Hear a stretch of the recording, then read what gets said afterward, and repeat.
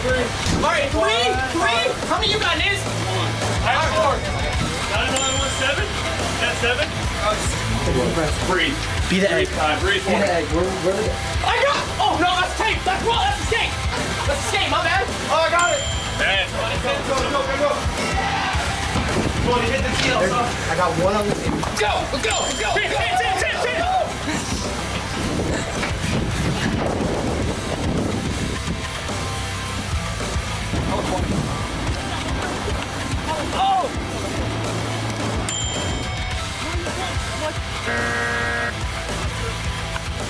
Go, ball!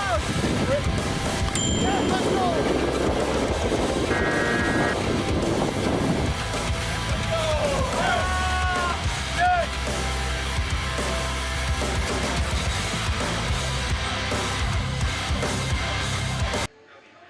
Do I understand the rules of the competition? No. Did I have a blast watching? You betcha.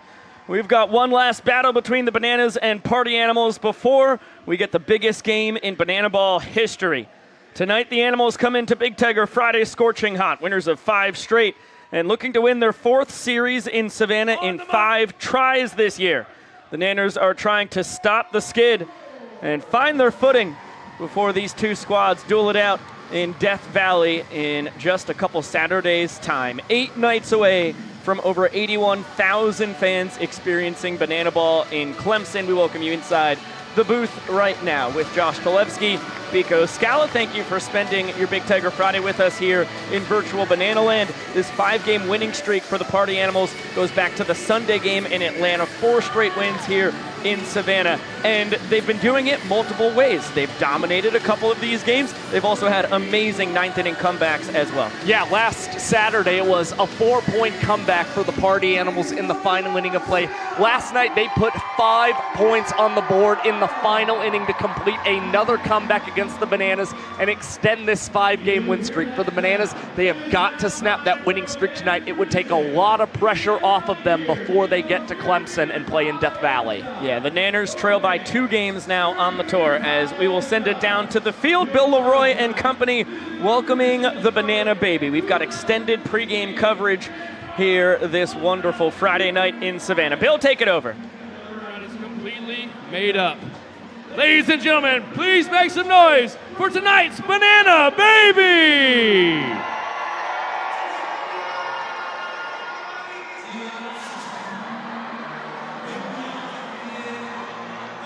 Charlotte is soaking it in tonight. Not very happy, I don't think.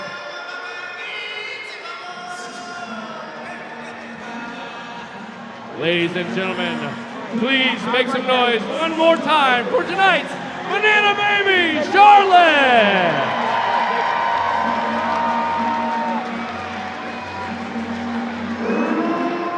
Ladies, gentlemen, boys and girls, direct your attention to left center field.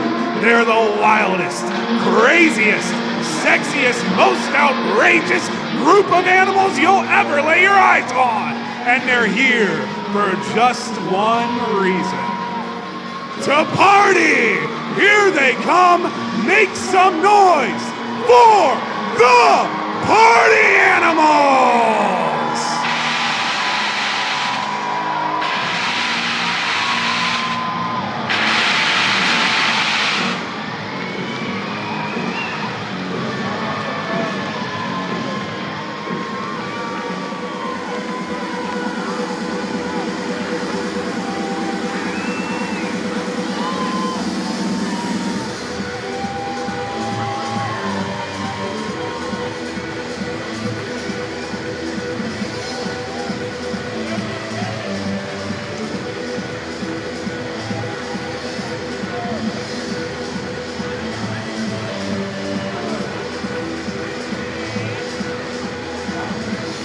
And it's time for your starting lineup. In center field, wearing number 6, Reese Hampton. In right field, it's X, Jake Skoll.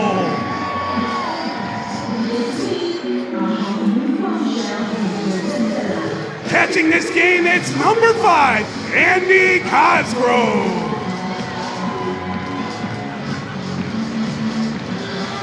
your extra hitter tonight, number 12, Noah Fisher.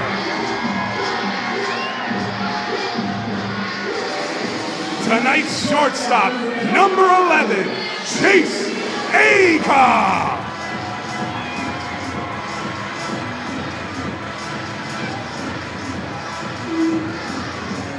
At third base, number 8, Bryson Boomer. In left field, wearing number 4, it's Tanner Tinder Thomas.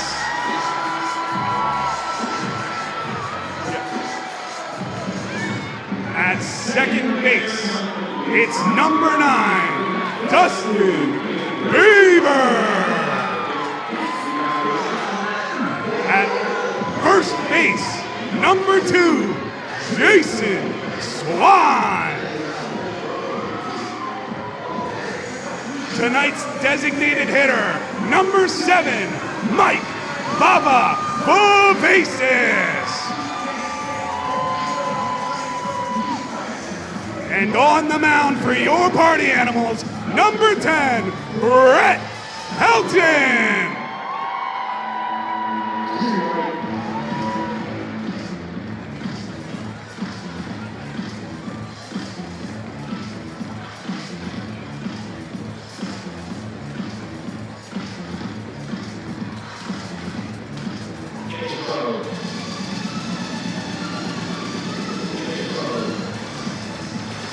The party animals are managed by Mike Baba Bovasis, Thomas Sim Shady Simino, and Anthony, how you doing, Coramato.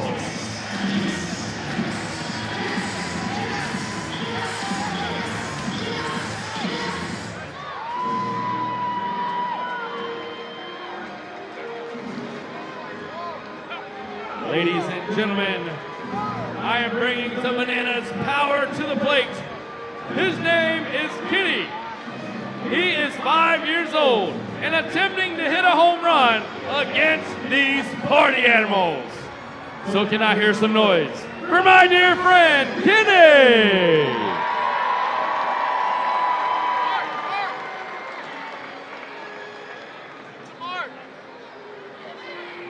He's digging in the box.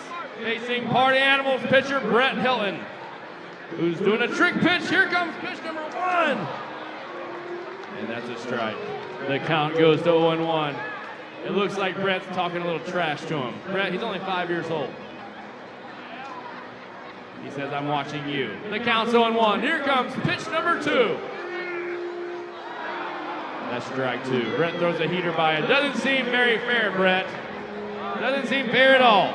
Split comes out of nowhere.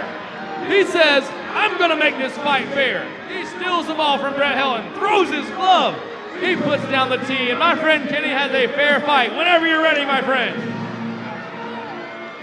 Oh, and a big drive on the middle. Kenny stares at his masterpiece of a hit. Looks like he's just going to hang out in the box. And now he takes off to first base. He's fumbling, tumbling, stumbling his way.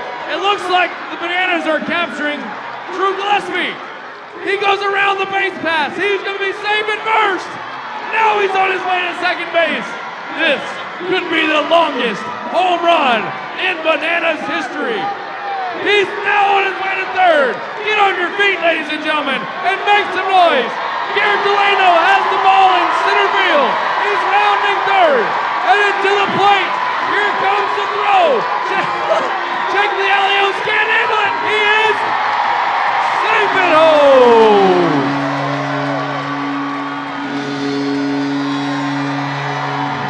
Holy moly, more suspense in that home run hitter than a Last of Us episode.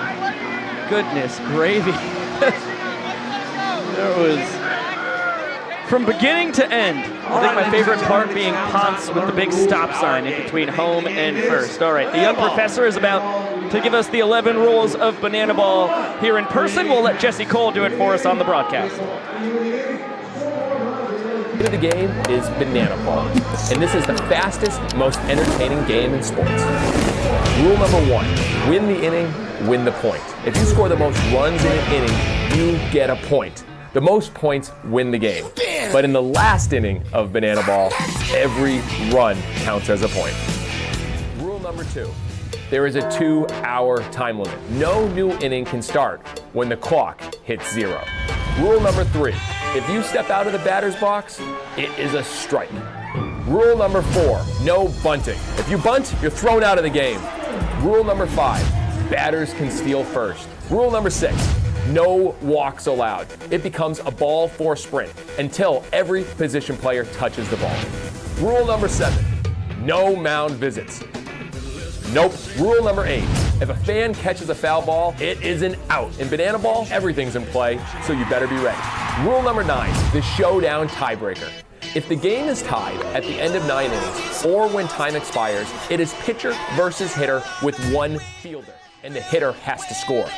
Rule number 10, the Banana Ball challenge rule. You, the fans, have the opportunity to challenge a ruling on the field. Rule number 11, the golden batter rule. A team can send up any batter to hit in any spot in the lineup. This is guaranteeing the best possible matchup at the end of the game when it matters most. These are the official rules of Banana Ball. Out. And those are the rules of Banana Ball. All right, ladies and gentlemen, we have a great show here, and our players are often in the middle of the Banana Ball game, but we're going to pit them in a competition to see how well they know their music, because we play a whole lot of music here in Banana Land. They're always dancing, they're always singing, but this is our version of a little Name That Tune Family Feud style. We've got 3 Bananas players, we've got 3 Party Animals players, and when we play a song, the first one to buzz in and then tell us who that artist and song is, they get the point. First to 2 points will win. Gentlemen, are we ready? All right, Shark, first song. Jake Lialios. Dancing Queen by ABBA. Give him the point. Very quick on the draw was Jake Lialios. Advantage for the Party Animals. 1 more will win it. Shark, song number 2. Jake Lialios with the buzz once again. Sweet Home Alabama, Leonard Skinner. Leonard Skinner, a clean sweep. Your winners are the Party Animals. Ladies and gentlemen, That is direct your Jake attention Lialios' down that first domination base right side. there. It's time to meet the Impressive cast work of the 2020. with the musical catalog up in the old cranium there. Let's take a look at our starting pitching matchup here tonight. Brett Helton towing the slab for the Party Animals. Andy Archer opposing him for the Bananas. Terrific pitching matchup that we're in store for tonight, and really things are going to start with Andy Archer for the Savannah Bananas, who has been great all season long, has a 1.22 ERA plus, indicating he has been 22% better than the tour average pitcher, and what he's done so well this season is cut down on his ball 4 sprint rate, and he knew that he had to control that better. He also always brings entertaining dance moves and infectious energy on the pitcher's mound, so you can expect some good things from Archer. Meanwhile, for the Party Animals, Brett Helton had one of the most impressive starts of the season for the boys in black and pink. 5 innings where he did not allow a walk up to the Bananas. The changeup was the go-to pitch for Brett Helton. That's how he collected all of his strikeouts. So if he's going to have another good start, his changeup is going to have to be working for the right-hander. These were the 2 best starting pitchers from a weekend ago. Andy Archer, 4 innings of 1-run ball. Brett Helton, 5 innings without allowing an earned run. So this is really fun to get to see these 2 stupendous righties doing battle here in our final tune-up before Banana Ball heads to Death Valley in Clemson in 8 nights' time. Yeah, and you see a little bit of an MPI difference between Archer and Helton. Fortunately, Helton was able to lower his minutes per inning mark last weekend as he posted an average time below 4 minutes, but it was only the 2nd time he had done that in 2025, so he's got to continue to work quicker for this Party Animal squad right now. Let's toss it on down to the field. SB has Dalton Ponce and a host of Party Animals relievers. Of course, Brett Helton's getting the start, but this guy's coming in right behind him, just as dangerous, the talented Dalton Ponce. Ponce, you guys are on quite the win streak, obviously, right now. How do you do things right today on the mound to sweep the Bananas here at home in Savannah for the month of April. Yeah, we don't think about it as a streak. We're just staying consistent. We're pounding the zone, keep them off balance, and just have fun out there. Dalton Ponce, all business, of course. This guy not going to do it alone. He's got a full bullpen of guys waiting to get out there tonight. And they're hanging out with our dear friend, Fake Toll. Fake? Thank you so much, Sam. I am here with the relief pitchers from the Party Animals bullpen. We got boys throwing today, but Fluke, I have to get back to Texarkana because Easter's coming and I got to visit my family. So I want to know, how fast are you boys going to throw today? What do you got? It's going to be quick, definitely quicker than Dalton Ponce, whatever he does out there. He's going to dominate, but I'm just going to dominate more than Ponce. I'm going 158 on the dot. I like it. Let's move on down. Nate, how are you going to throw? 7-pitch inning, no more, no less. I like it. He's strong. Brady, How we doing? how are you going to throw? Is it going to be fast? Is it going to be tricky? What are we doing? All I know is it's going to be faster than Philly. Faster than Philly. You got it. Let's time that. Drew Gillespie, my best friend. Drake Toll, my best friend. How are you going to throw tonight? I'm going to throw well, but we've been talking about fast. Are those new shoes, Drake? Yeah, they are. Thank you so much for noticing. Hey, that's a good pickup right there. Enjoy the game, bud. You too. Split. I don't know what that is. Biko Josh, party on. Thank you so much, Fake Toll. Excellent work down there. Let's get it to Zion Bright, talking for the cast and crew in Banana Land. Princess Potassia. They are the only dad bod cheer squad in the nation. Please give it up for your Bananas.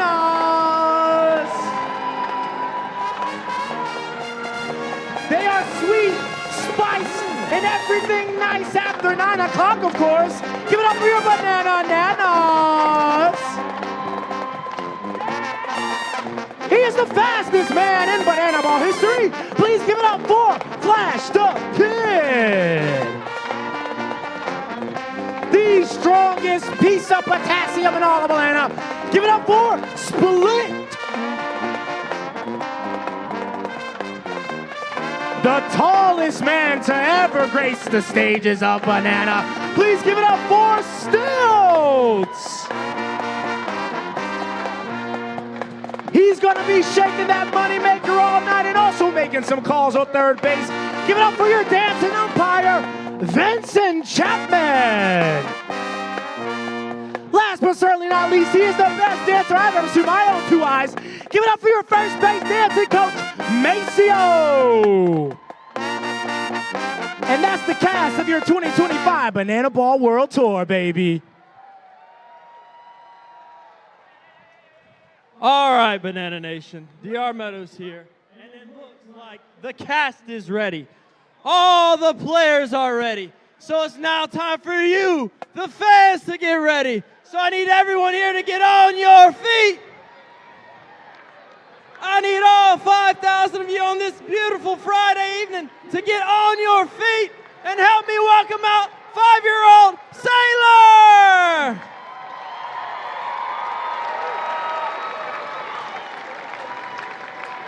Sailor's fired up. Okay, Sailor, your job is very important.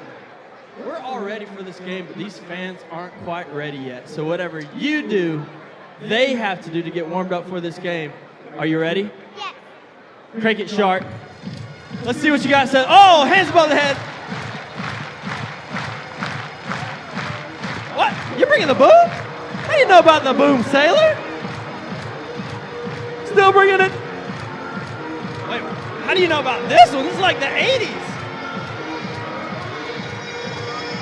Pulp Fiction? You got a lot of energy, Sailor. You're swimming. A little swimming. Not the spin. You're dizzy, Sailor.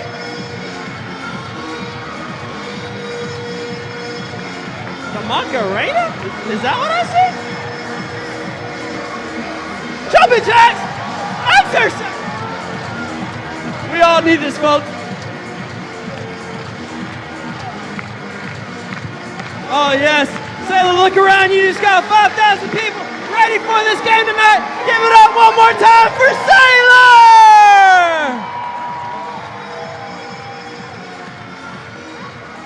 impressive moves by our youngster as well as the full capacity crowd on hand here in historic Grayson Stadium. The 253rd straight sellout here in the city by the sea, 408 straight going back to 2016. And here comes the young professor. Prepare your voices. They're about to be requested.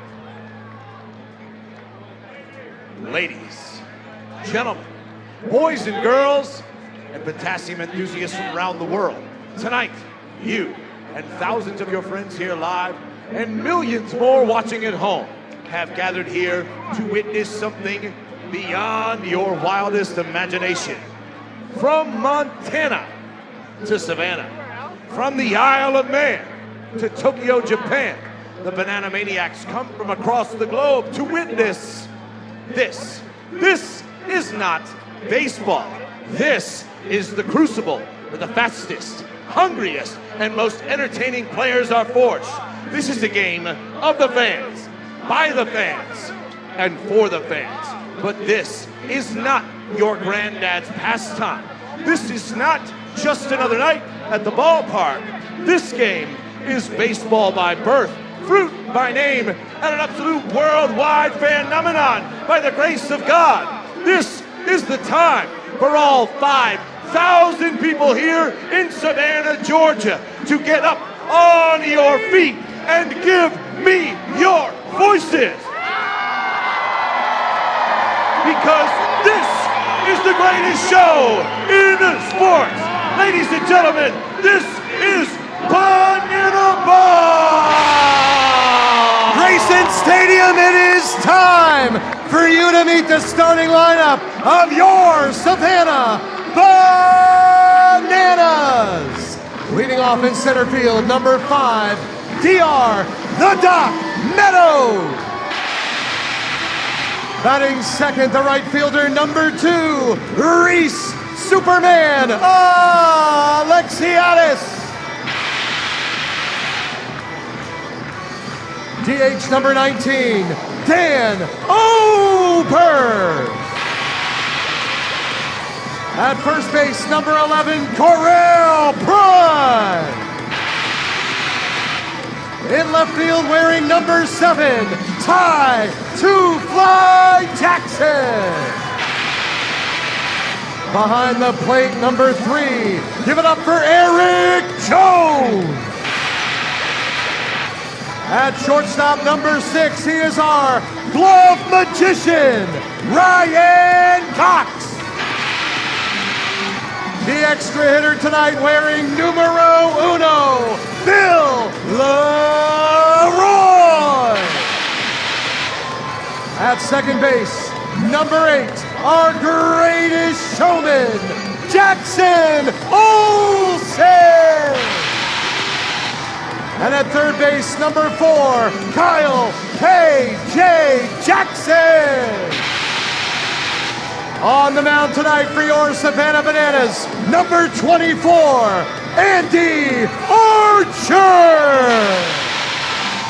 Your Savannah Bananas are managed by Tyler Gillum, assisted by Adam Viro Virant, Eric Fox, and Reggie Horton.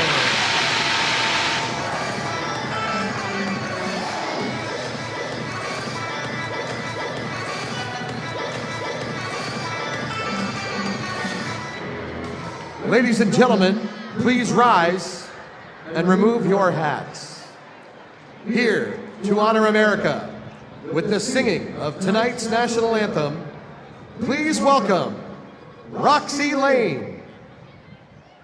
Oh, say, can you see by the dawn's early light what so proudly we hailed at the twilight's last gleaming, whose broad stripes and bright stars through the perilous fight o'er the ramparts we watched were so gallantly streaming, and the rockets regularly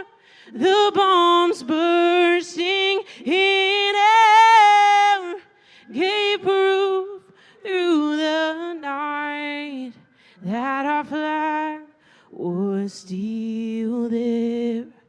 Oh, say does that star-spangled banner yet wave o'er the land of the free and the home of the brave? Ladies and gentlemen, Roxy Lane!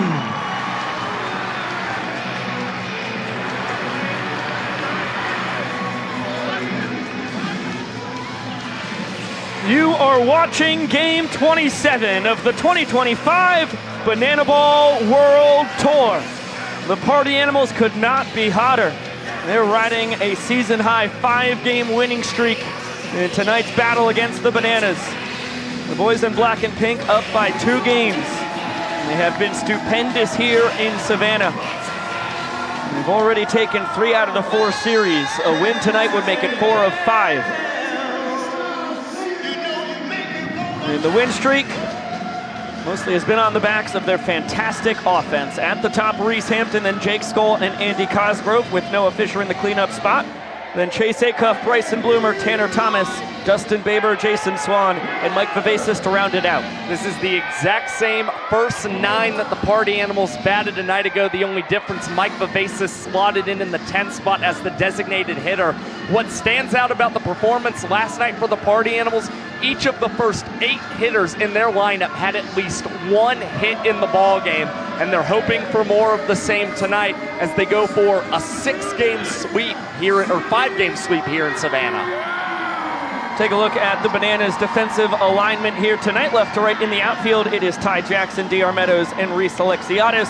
Third to first in the infield, you see Kyle Jackson, Ryan Cox, Jackson Olsen, and Carell Prime, while Eric Jones Jr. is handling the catching duties. Both Cox and Meadows recorded 3 trick plays last night for the Bananas, are 1 and 2 in this year's trick play race as well. And for Eric Jones Jr., gets the start behind the plate just to give Bill Leroy a breather.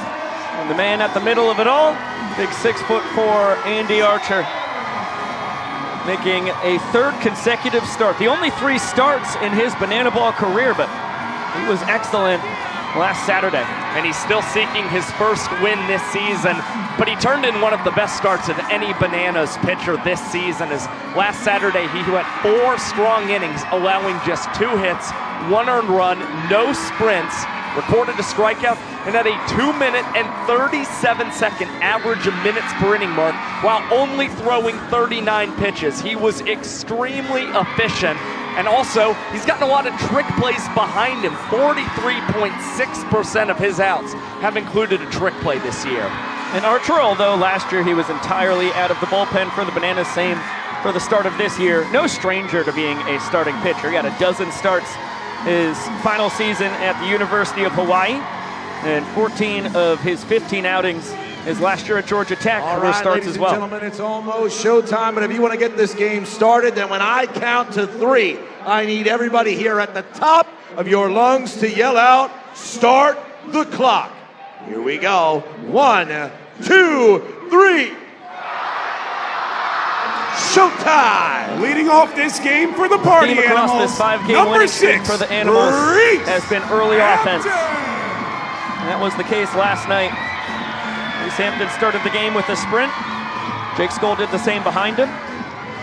And the duo both came across to score as the Party Animals won the first inning. They ended up giving up that lead. They were down 4-3 going into the 9th. Rallied for 5 runs. Of course, every run scored in the final inning counts as a point. Tremendous final inning offensive flurry en route to an 8-5 win.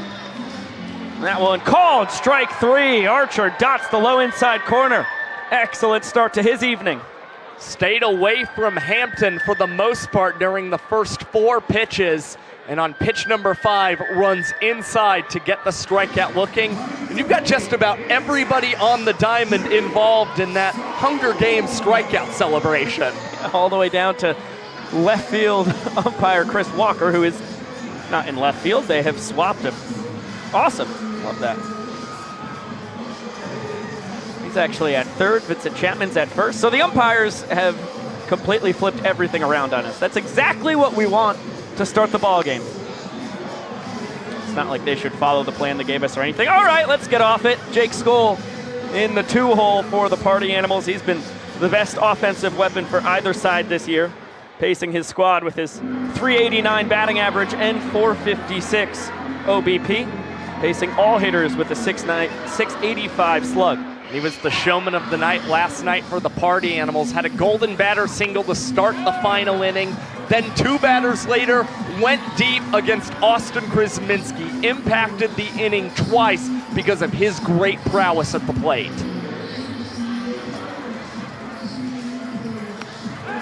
Leaves the zone here. Archer with the high, stinky cheese.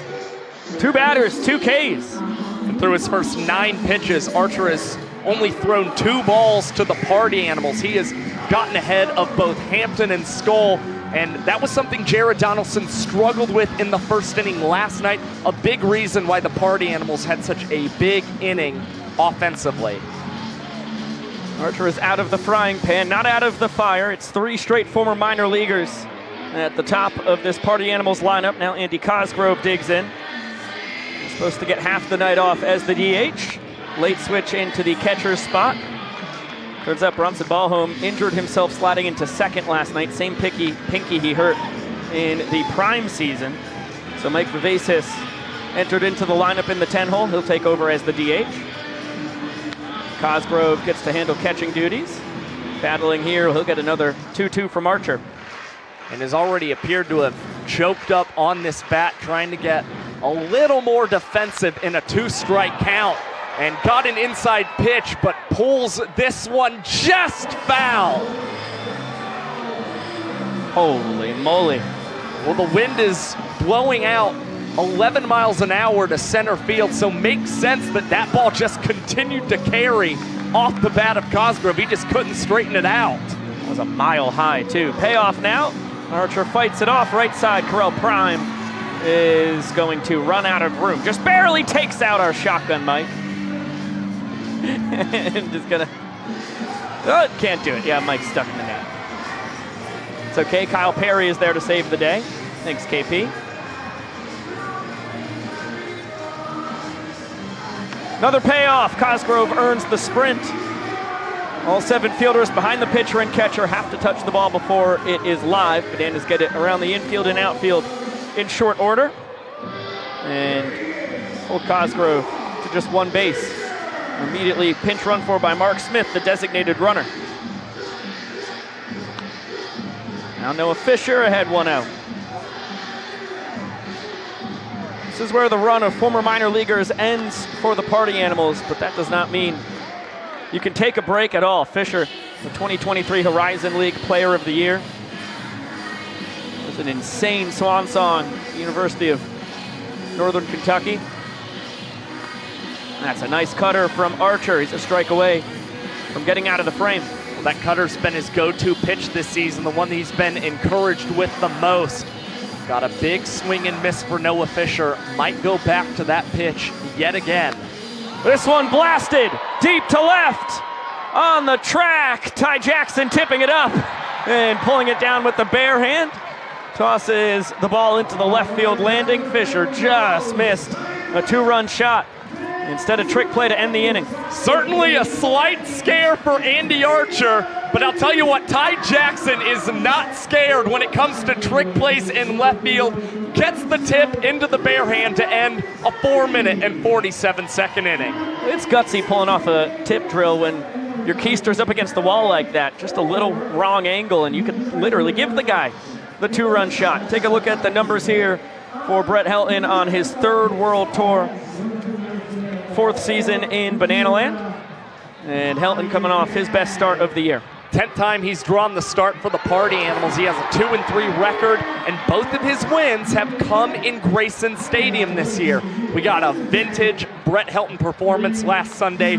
5 innings, only 3 hits allowed, an unearned run, no ball 4 sprints, and 3 strikeouts for Brett Helton. He's had more success, believe it or not, against the left-handed batters this season. They're batting just .282 against him. Righties, .322 mark. Quick look at the Animals defense behind him, left to right in the outfield, Thomas Hampton and Skoll, third to first in the infield, Bloomer, Acuff, Baber, and Swan, with Cosgrove behind the dish. And it was Baber with the big game defensively for the Party Animals. 4 trick plays at the second base position, and hoping for more tonight as he's still trailing Chase Acuff for the team lead this year. David Ray Meadows at the top of the order as per usual for the Bananas. He's going to be followed by Reese Alexiadis and Dan Oberst tonight, with Correll Prime in the cleanup spot. And Ty Jackson, Eric Jones Jr., Ryan Cox, Bill Leroy, Jackson Olsen, and Kyle Jackson to round out the order. Well, the Bananas are down just a little bit in this ball game. They are without Robert Anthony Cruz away due to a family situation, so they're without the biggest bat in their lineup this season, and hoping that moving Correll Prime up in this lineup and getting the spot start out of Ty Jackson will also mean some good things for this offense that is definitely in a skid of sorts. Our thoughts definitely with Robert Anthony Cruz and company. Hope all is okay there. He was scheduled into the 2-hole and then was a late scratch, as this one is rolled over to short. Chase Acuff on the move just in time to grab DR Meadows. And the out call by Vincent Chapman. Great range from Chase Acuff to start this ball game, and got the throw out as quickly as possible with that speed from Meadows. Usually you're able to jam him and get him to roll one over to shortstop, but instead Helton got him to reach out for an outside pitch and ground that one, as Alexiadis cannot scoot this one past the glove of Dustin Baber. The Animals middle infielders flashing the leather to start the bottom of the first. That's a pair of knocks taken away from DR and Alexiadis on superb plays from Acuff and Baber. Highway robbery. Both of them quick as could be when it comes to barreling down the line, so not a lot of time to work with. Brett Helton doing a heck of a job going after these Nanners hitters. Let his defense do the work for him. 0-2 coming to Dan Oberst. Lowers the arm slot, misses the zone.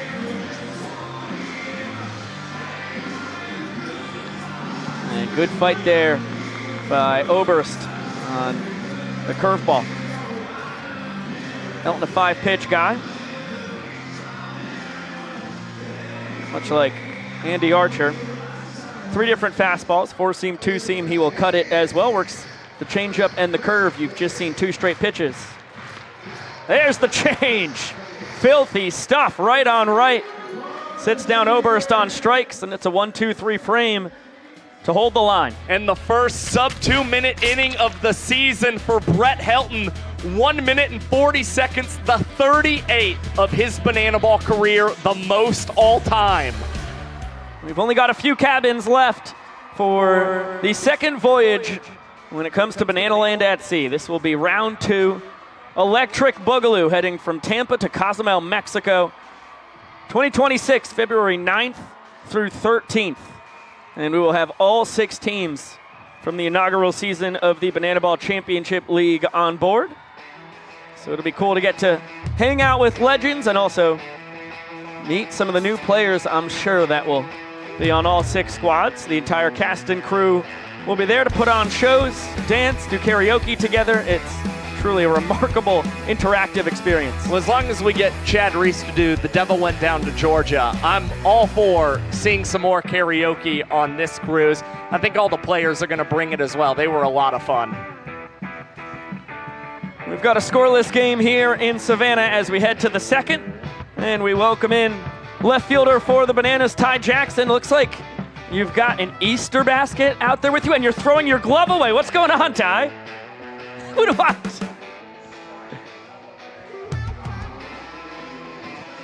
Josh, what's the official scoring ruling on a traditional catch but in an Easter basket? They will count as trick plays. This is something that we saw last year against the Drop Bears. Sounds right. Some of those plays were ruled trick plays, so we have to continue with the precedent that has been set. All right, we got Acuff, Bloomer, and Thomas here Archer looks sharp in the first. Have you practiced with this at all, Ty, or are you just going in blind? Well, we'll see. Oh. Not out to the outfield. Archer is all alone. Called off at the last second by Prime. I practiced a little bit today, and the basket kept breaking, so they had to tape the bottom. You know. Now up to bat. I mean, number 8. Yeah, so you got to maybe Bryson give it some support with the hands Yeah, underneath it. hand under it. But my hands are super tiny. I might do 2 hands. I don't know what I'm going to do. We'll see. Oh, my goodness. I'm nervous. I'm nervous. Oh. Bloomer out to there it is. right. There it is. Alexiadis in the Easter basket. He sticks it. Oh my goodness. Yeah. Oh my goodness. Well, not only are you excited, Ty, Reese and DR Ladies, let's hear it for number 4. Tanner Alexiadis with a Thomas. let's go after making the catch. And yeah, that is certainly a trick play for Super Reese. Come on now. Oh yeah, baby. That was a laser beam, too. It was. I can't believe he was able to snag it. It's a tough angle. All right, now Tanner Thomas. I think this is going to be your time to shine, Ty. I think so. A lot of balls hit this way since I've been out here against Tanner. So. Oh my goodness. I see Jackson. Sharply to Jackson Olsen. He will grab the trick play. All right, Ty, real quick. You are due up second here in the bottom of the second. What's the plan of attack against Brett Helton? Man, hey, I was working out in the cage, see a ball up, hit it in the air, and just have fun. Hey, only takes one to leave the yard to get a walk-off homer, buddy. Yeah, I got a ball with my Pookies. That's all we do. All right, good luck, Ty. We believe in you, Pookie. Thank you. There goes Ty to fly. He will be on deck as we kick off the bottom of the second inning. Still scoreless here in Banana Land. Talking about some Banana Ball basics here. And it all comes down to the final inning, as Jesse Cole loves to say. These games always come down to the wire, and so far across this 5-game winning streak for the Party Animals, it has been 9th inning domination. 11 points scored compared to just 1 for the Bananas, and you can see the offensive numbers at the bottom across this span. Well, obviously a part of winning all these games, it means you need to get the most out of the final inning of play when every run counts for a point, and you see the Party Animals with 10 more points in the final inning than the Bananas in this span, and they're batting a lot better as well, a 370 average compared to the Bananas 300. They're getting more extra base hits. They're stealing bases as well, so they've been very aggressive. And on the inverse, the Bananas have hit into 3 double plays in the final inning. Those are rally killers for sure. Yeah, that's a fact. Game enders in these cases. Looks like there is some funny business afoot as we head to the bottom of the second. Looks like pretty much the entire Bananas roster is out there on home plate. Fans finishing up a sing-off. Roll Prime's going to be due to lead this thing off.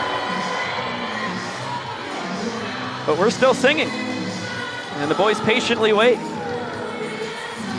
All right, let's listen in.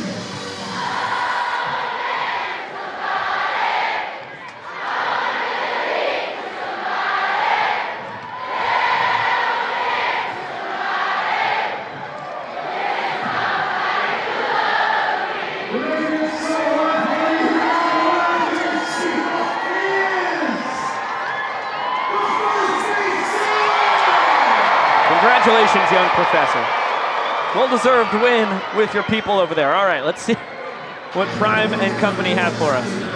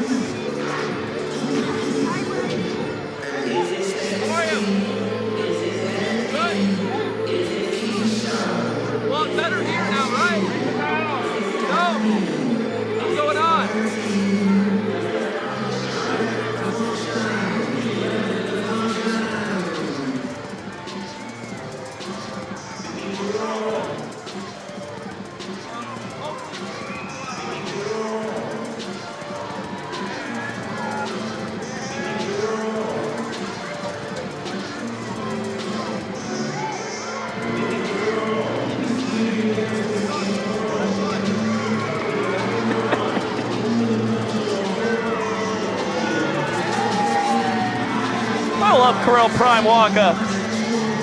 You like that one, baby girl? Oh, I love it. I love the reveal that Cox and Ty got to play the roles of baby girl. Really fun. And always great to see Prime and Helton do battle. Pair of former minor leaguers, best friends, ever since they ran into each other in the American Association. And a quick 0-2 count. Nice. That's surprising. Josh, you're gobsmacked. My mouth's a little agape. Oh, goodness gracious. This one slowly tapped to Bloomer, whipping it between the legs. Nice scoop by Swan, and just in time. Prime, though, wants the Bananas to challenge. Fans, of course, have a challenge as well. Vincent Chapman getting to ump first base. We'll see if the Bananas challenge. So far, they're not. Oh, here we go. Okay, yeah, Prime was insistent. He was not going to leave first base without this call being challenged. If the Bananas are right, and this is overturned, then they get to retain their challenge. If not, they lose it for the game. Once we get to showdowns, they would get another. On that first angle, couldn't tell when the ball got into the glove. Oh, this is bang, bang, folks. All right. Pick, foot.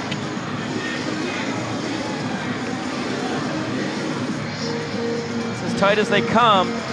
I don't think I see enough. I mean, this is the right angle to use, and yes, I'm not seeing enough to confirm that Prime's foot got there before that ball was in the glove of Jason Swan. It's one of the great fallacies of baseball that tie goes to the runner. Any umpire who's read the rule book will tell you that's not actually the case. It's who gets there first. We need evidence that Prime got there first, even though it does look like they both arrived at the same time. I think the call has to stand here. And if you think it has to stand, it has to stand. Oh boy.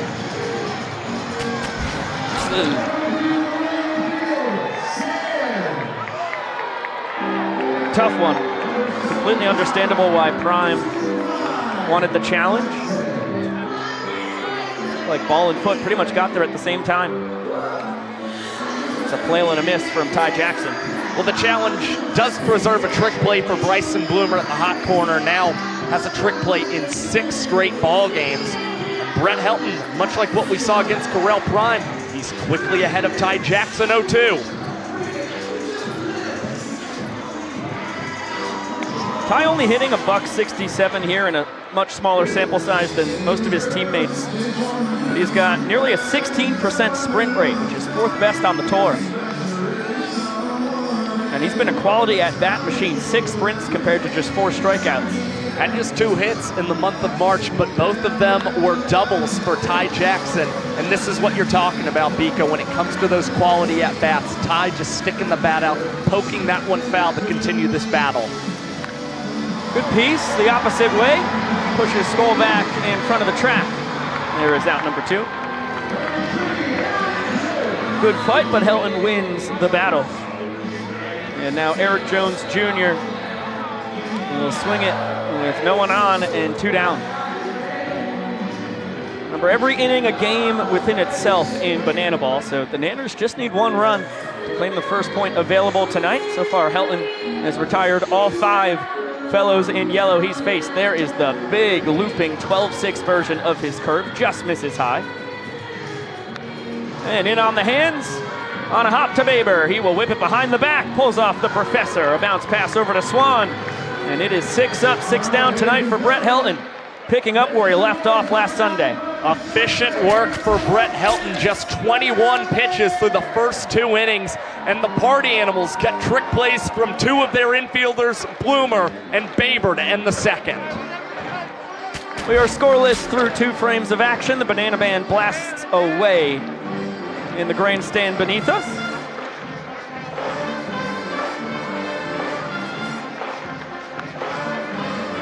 Gorgeous night at the ballpark.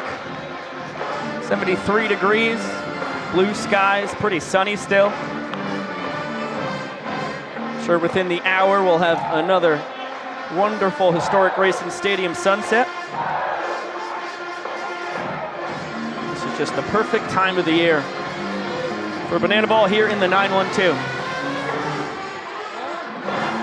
Love how many games we get in the February, March, April window in Savannah. Because from July and August, it is going to be hot and it's going to be thick.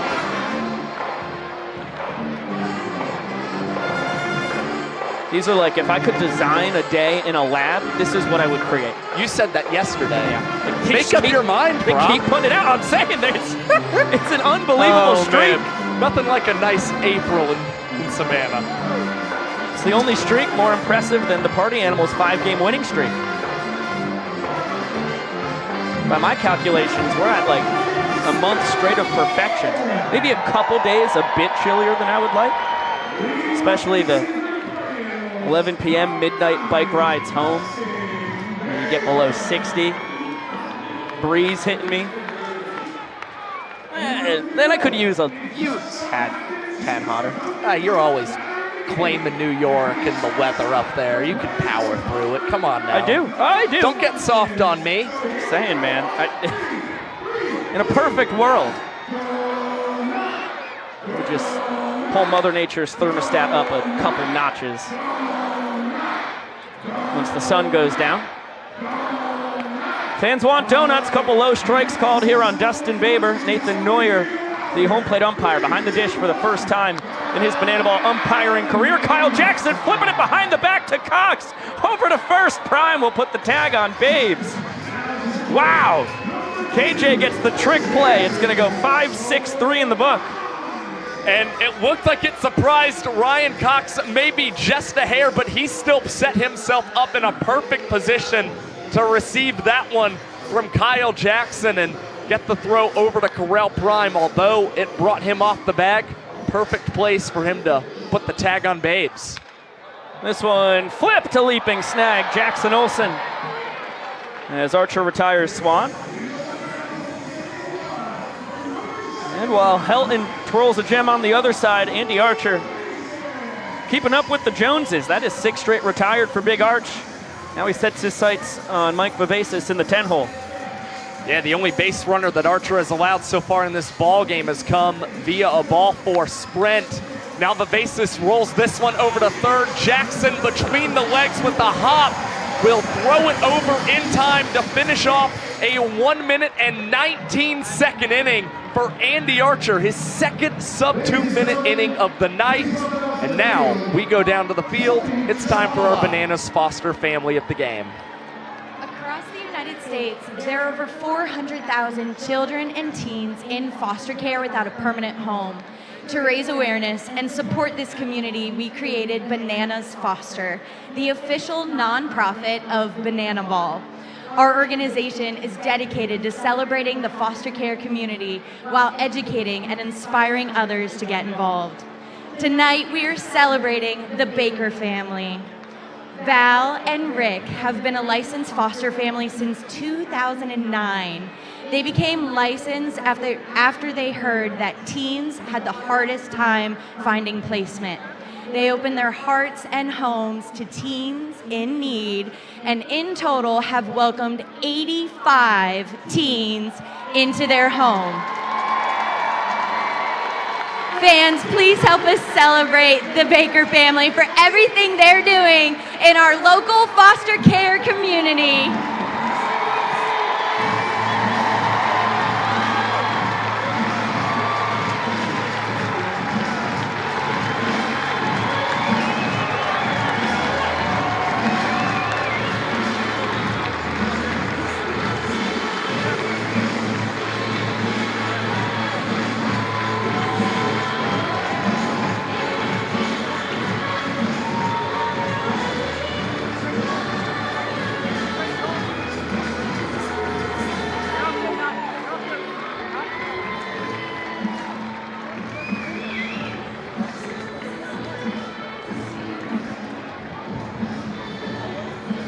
One more time for tonight's Bananas Foster family of the game. For more information about Bananas Foster, scan the QR code on that big board or text Bananas to 50155 and show your support. Thank you. Well, another huge shout out to Val and Rick. The Bakers doing yeoman's work, welcoming 85 children and teens into their home. Amazing stuff. It's been an amazing start to the night for both starting pitchers. Archer is through 3 innings of shutout ball. Hilton is 2/3 of the way there. It's been 6 up, 6 down so far. Now he has 7, 8, and 9 in the order for the Bananas. Ryan Cox, Bill Leroy, and Jackson Olsen. Once again, the Nanners just need 1 run to claim the first point tonight. Well, so far, the longest inning of the game was Andy Archer's 4-minute and 47-second top of the first. Wow. So you've seen a lot of efficiency from both right-handers. Now Ryan Cox will lead off the inning, trying to see if he can collect the first hit of the night for either squad. Good to see Fake Toll having some fun down there. Did see a comment on YouTube wondering if Drake Toll's okay. He's doing great. He was back home in Valonia, Arkansas last weekend. This weekend he's out in Texas. Man about the country. As this one is flicked foul by Ryan Cox. Troy, look out! What the heck? That guy was calm, cool, collected. Party Animals bullpen catcher nearly caught a stray. He looked like he was showing a lot of restraint, honestly, not to make the grab for the Party Animals. All right. Now the fans could make a play here on this one. They do not. I feel like all the way up here, I could see the gears turning in his head. Do I catch it? Do I catch it? I don't know. Did he see the ball? I mean, I can't believe he didn't move an inch. 2-2 now on the Bananas shortstop. Maceo Harrison out coaching first base, trying to inspire a rally. And what a battle. This is what Ryan Cox does. Only a pair of strikeouts on the tour. This is now game 27. He started every single one of them at short. And inversely, he has worked 7 sprints. Well, Helton had a 9-pitch first inning. Now he's about to throw the 9th pitch upcoming to Ryan Cox. Ends up looping this one out to right center, and Jake Skoll's gonna tip it up, pull it in. A little excitement on the tip drill trick play for his 16th trick play of the tour. Yeah, kind of attacked that ball a little lackadaisically, and that's why you see the tip go away. It looks like a slight scare for a second for Skoll, but sets himself up to recover and still come away with the first out of the inning for the Party Animals. Those are harder than they look. I've spent a couple weekend days across the last few weeks out there shagging fly balls for 3 to 5 hours, give or take, and have attempted a plethora of tip drills. As there's the professor back behind the back from Bloomer. Whips it through the legs, brings it back around the world. And another trick play. Now 8 straight. Bananas retired for Helton. And now 4 of the last 5 outs the Party Animals have recorded have come with a trick play. So far, great start for both of these squads as they have 4 trick plays for the Party Animals. Bananas have 5 in this ball game. Jackson Olsen cannot connect on a changeup from Helton. That's a disgusting 2-seamer to follow it up. And Hilton could go anywhere here on the 0-2.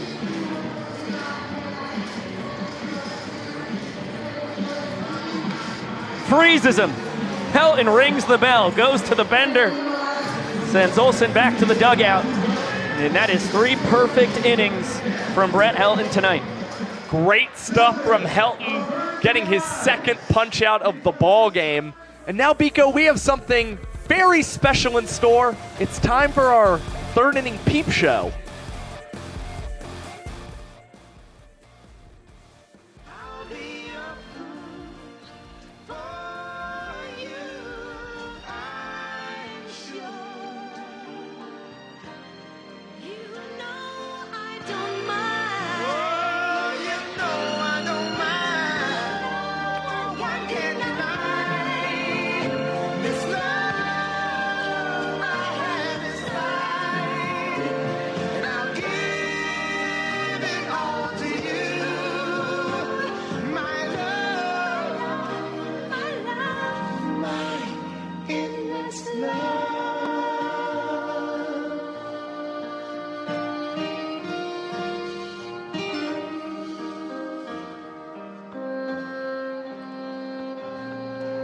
mutiny.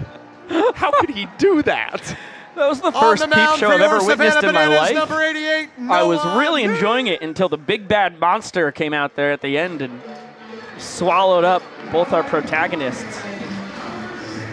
Well, that got dark quickly. Noah Niznik, new man on the mound for the Bananas after Andy Archer twirled 3 terrific shutout innings. Archer, phenomenal yet again for the Savannah Bananas. Niznik trying to piggyback off of that. This is his 11th outing overall, his 4th appearance out of the bullpen. And Niznik, to his credit, last Sunday, 4 scoreless, hitless innings against the Party Animals. And Corral Prime, incredible adjustment, just past or in foul territory, makes an over-the-shoulder grab to keep this no-hit bid alive. Well, that thing might have, that was close to the line if Prime didn't grab it. Tough to say if it would have landed fair or foul. That was a Bermuda Triangle situation. Prime making a tough play. Nice outfit there for Kyle Perry in the background, I'm sure. Will come into play soon here. Yeah, Archer just allowed the sprint to Cosgrove, who is now in the on-deck circle. That was the only base runner in 3 frames against the Pride of Milton, Georgia. Now the St. Louis, Missouri product takes over, and a 2-2 count on Jake Skoll. And he is using timing to his advantage right now. Did a quick pitch on Skoll 1-1, then slowed down before the 1-2 pitch. Now we will wait a payoff as Niz and EJ find themselves on the same page. Excellent execution once again. This one flipped out into the kid zone area, not caught by the fans. Skoll is one of those 2 strikeout victims for Archer. Doesn't get any easier. Now it's a lefty on lefty matchup. And Niz fires the fastball low. Ball got away from EJ, so Skoll could have a chance at 2 bases on the sprint. It's through the infield. Now all 3 outfielders, and Ty Jackson just a hair behind Skoll at second base. A 2-base sprint. Second base runner on the game for the Party Animals, and Andy Cosgrove's got a specialty walk-up for us.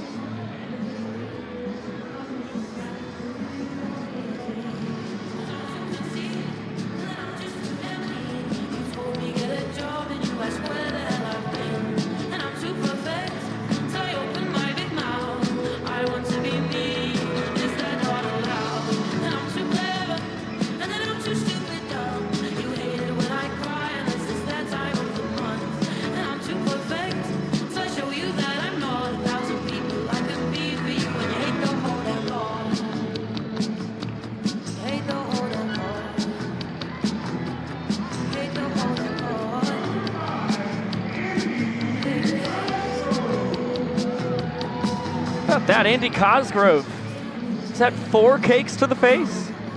By my count. Yeah.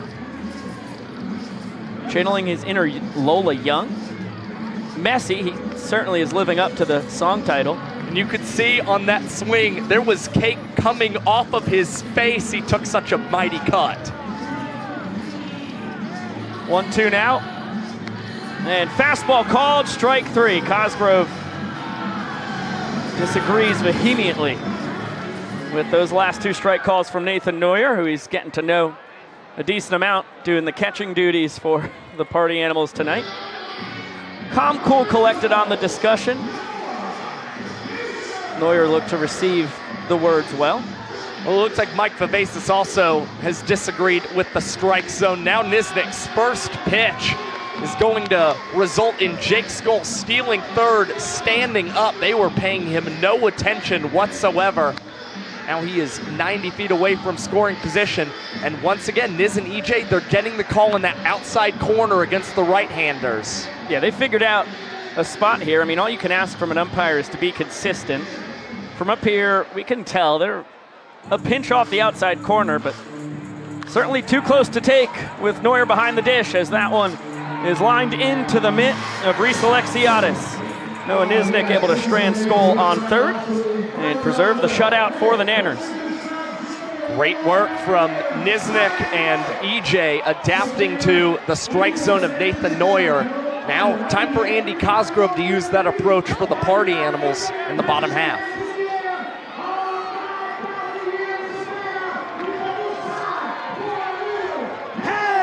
baby!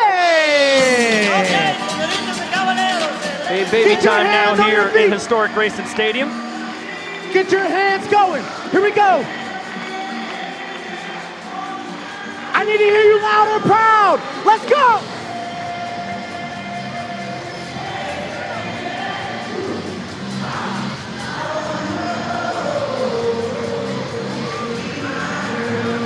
That's great, Savannah. Let's hear some more. Let's go.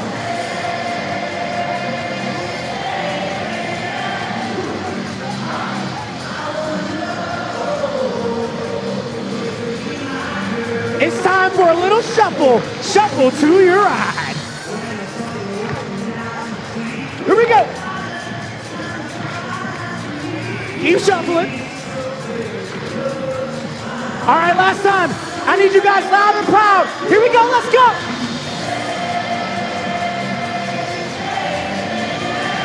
Ooh, ah.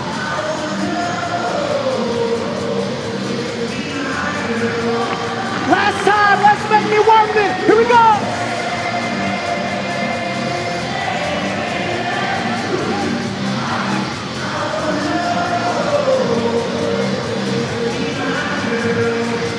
Savannah, that was awesome.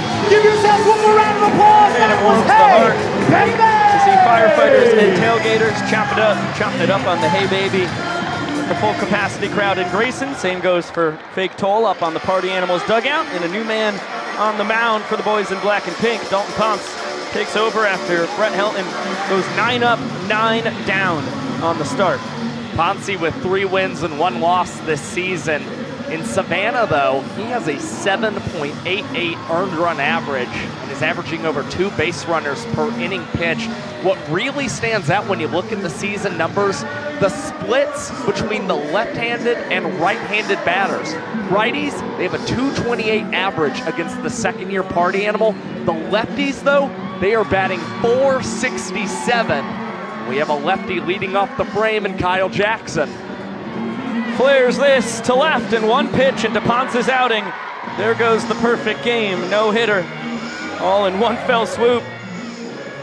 KJ, who had a knock last night as well, hitting .333, a .459 on base percentage, which is the 2nd best mark on the tour. He only trails the man at the dish, DR Meadows, who pokes this one foul. I mean, you just can't ask for anything else from Kyle Jackson. He has been unbelievable here in his first full season of Banana Ball. And reached twice in last night's ball game, a single and a ball 4 sprint.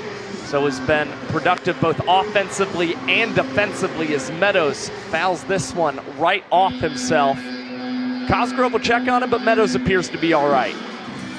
PR was robbed of a hit his first time. Sparkling play by Chase Acuff at short.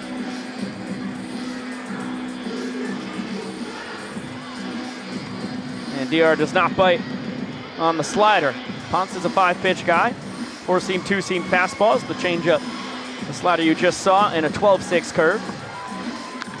And this one bounced to Acuff, who bounces it over to Baber, barehanded over to first.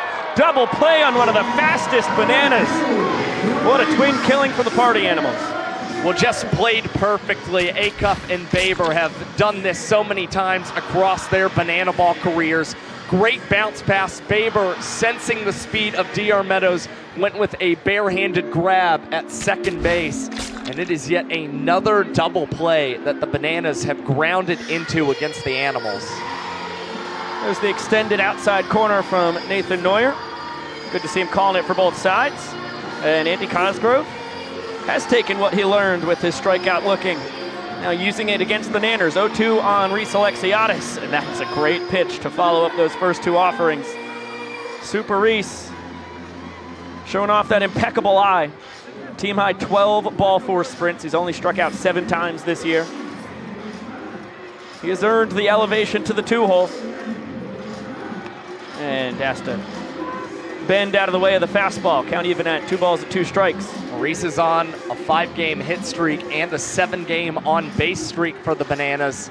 Hoping to keep that here alive, but swings through a pitch running inside.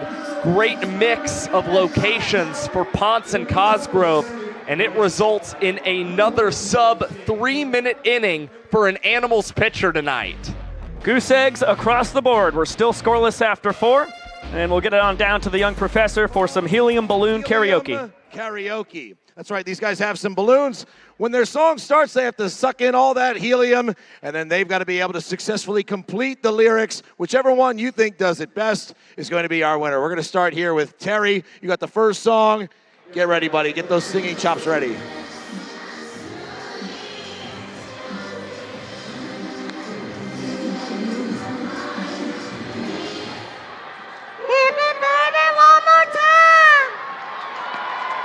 Strong start for Terry. All right, this is Derek. Derek, you're up next. Let's get that song going. Here we go.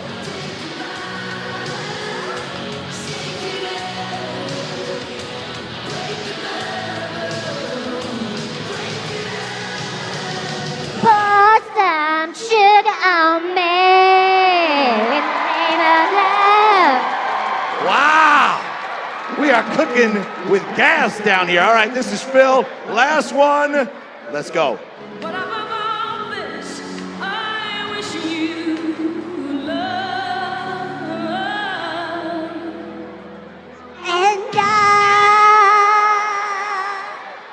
always love you.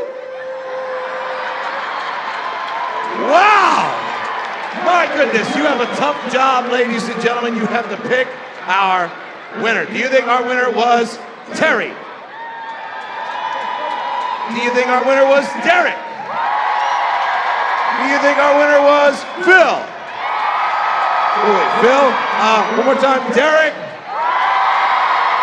Phil? Derek? That's the winner. Give it up for Derek, winner of Helium Karaoke. And now at the plate, We appreciate our contestants there. Beautiful singing voices. Always worth discarding a couple brain cells for the entertainment of over 5,000 fans in person, and many more watching here on YouTube. Long run for Reese Alexiadis. That one ends up foul. 0-2 count on Chase Acuff. Or discarding a couple of peeps for entertainment. Quick pitch there from Niznik. Fastball fired in high. Acuff, Bloomer, and Thomas. 5, 6, and 7 in the order, due to swing it in the top of the 5th. Party Animals are hitless. They have worked a pair of sprints, and that one yanked foul. Good lumber once again from Acuff, just a tad early.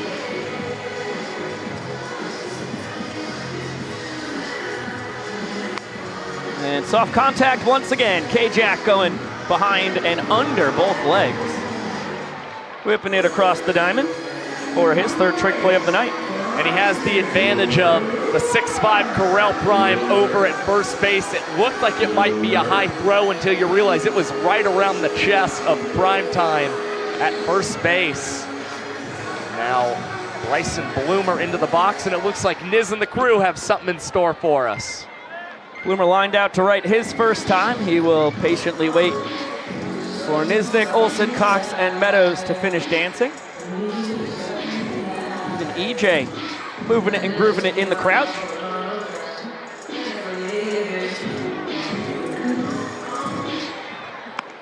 Subtle moves from our home plate umpire, Nathan Neuer. A veteran of banana ball, but always has been umpiring first base. Fun to see him get the elevation to calling balls and strikes.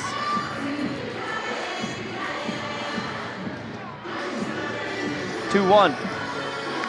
Good take there. Bloomer does not go after the changeup. He's in the catbird seat now, ahead 3-1.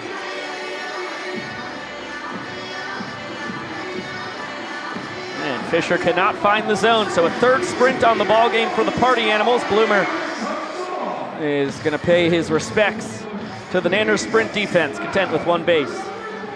He's now up to 12 sprints on the tour, compared to 10 strikeouts. Excellent ratio. Well, he's posted a .398 on base percentage so far this season, above the tour average of .362. That is just more of what we have gotten all season long for Bryson Bloomer. And let's not forget, he's leading the tour with 15 stolen bases. Could be trying to run as we are still scoreless tonight. Ball and a strike on Tanner Tinder Thomas.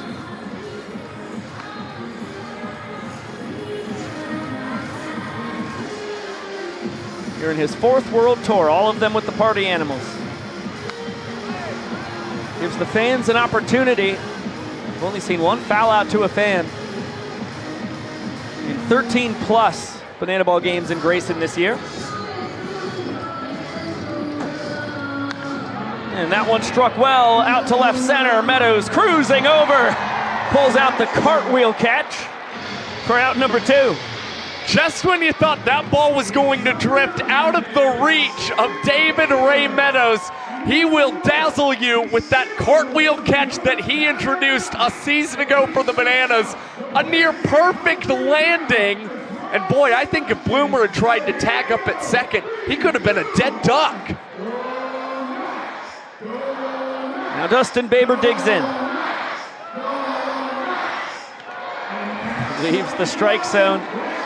Possibly influenced by the Rowdy Donut chants from the crowd. That one struck well. Diving play. Ty Jackson preserves the no-no. And Noah Nisnik now 2 scoreless innings of relief. And the best inning defensively of the night for either squad. The trick play from KJ DR with the cartwheel in center field. And Ty Jackson, a dazzling diving play in left field to end a 3-minute and 48-second frame. Impressive defense from the Nanners. Talk about this week in Banana Ball history. 2 years ago tonight, DR Meadows hit his first career Banana Ball home run. And then just 3 days later, up in Charleston, West Virginia. Son of a gun, you just can never predict baseball nor its brainchild Banana Ball. DR hit his 2nd career Banana Ball home run. He has not hit a homer since. It is pretty crazy that DR Meadows did it in back-to-back games, has not found himself leaving the yard yet, especially with his speed. Doesn't even have an inside the Parker to his name, but maybe something changes tonight as we have seen an unusually low-scoring Banana Ball game so far. He'll have to wait a while. It is 3, 4, and 5 due to swing it for the Bananas in the bottom of the 5th. Of course, DR, the leadoff man. So we'll need 7 Nanners to swing it before we get back to Meadows' spot in the order. It's going to be Oberst, Prime, and Ty Jackson against Ponce in the bottom of the 5th.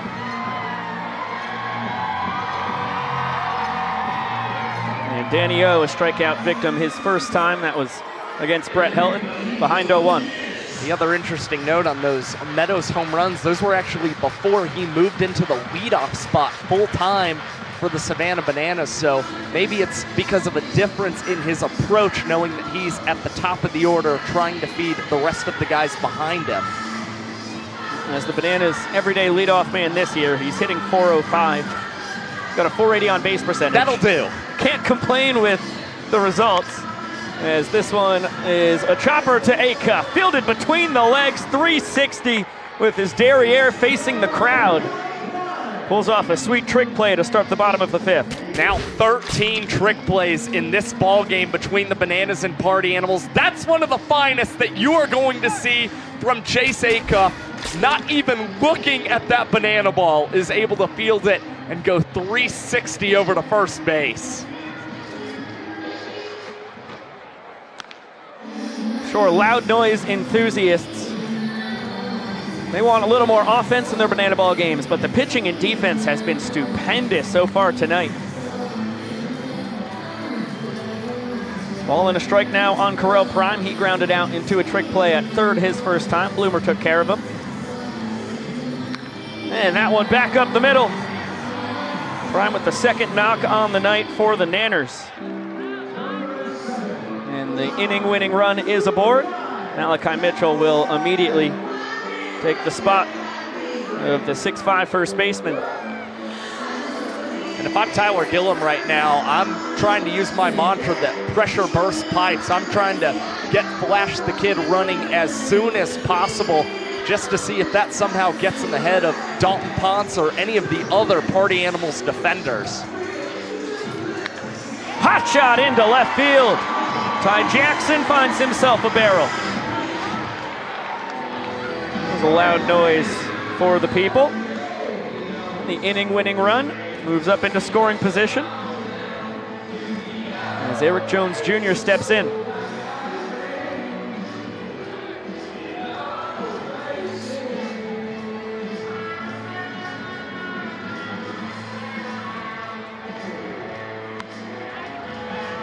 Nice pitch there by Ponce. Two-seamer in on the hands to jump ahead of the former Twins and Mariners minor leaguer.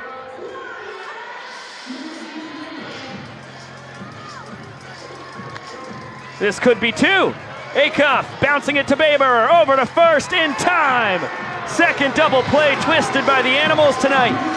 And Ponce holds the door. And now Acuff with 60 trick plays on his campaign. It is another rally killer for the Savannah Bananas. And now 14 trick plays, 0 missed tonight from either team. Wow! We are scoreless through 5. Maceo and the players will dance us to the 6th.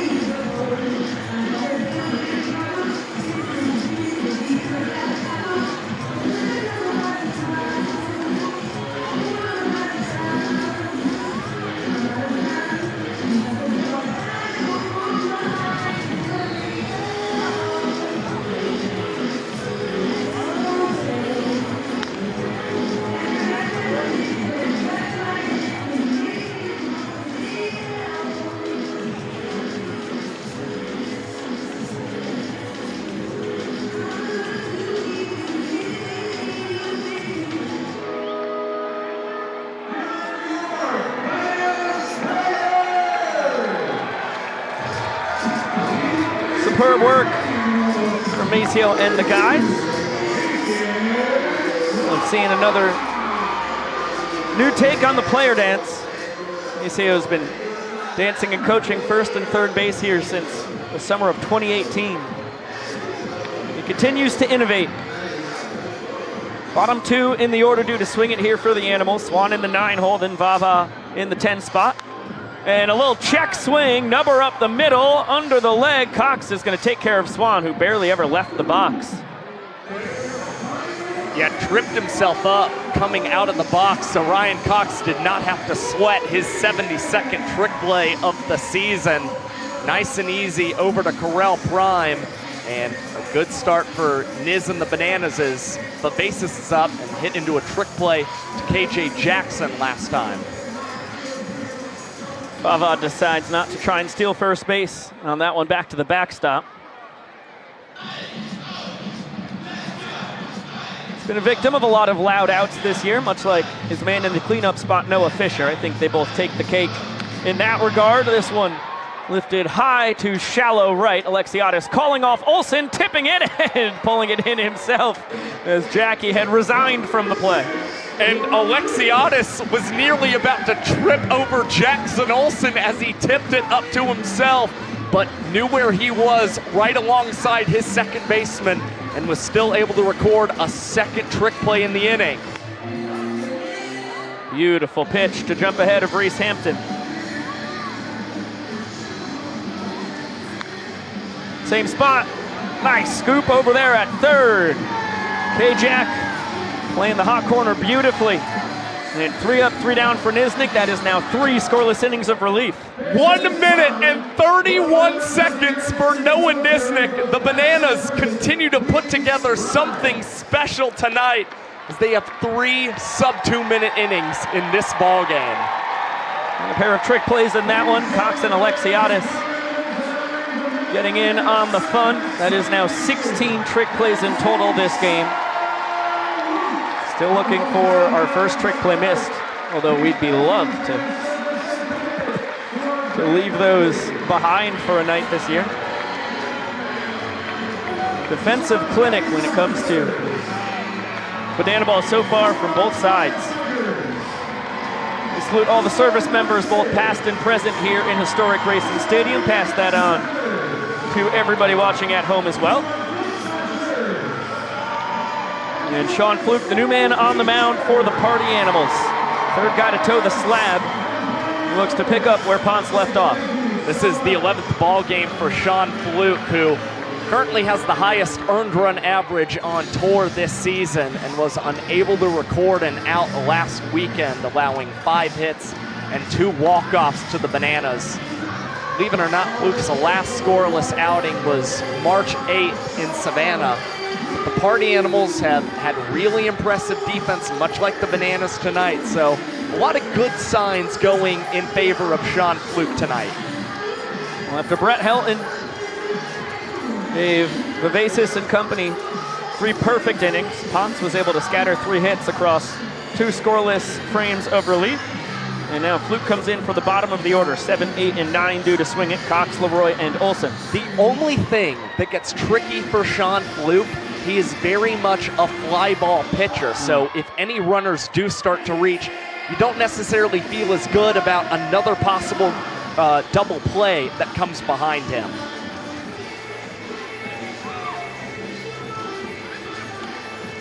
Yeah, Ponce employed a pair of twin killings across his 2 scoreless innings. Pitcher's best friend. And waiting for the big hop, Swan whips it between the legs. Fluke over to cover. Just barely beats Cox to the bag. Good start to his outing. And Swanee's going to sign that thing. Looks like Vincent Chapman's going to give it out to a fan. Another look at the trick play. Nice and easy for Jason Swan. Now almost every member of the Party Animals infield tonight has a trick play. A 1 count on Bill Leroy.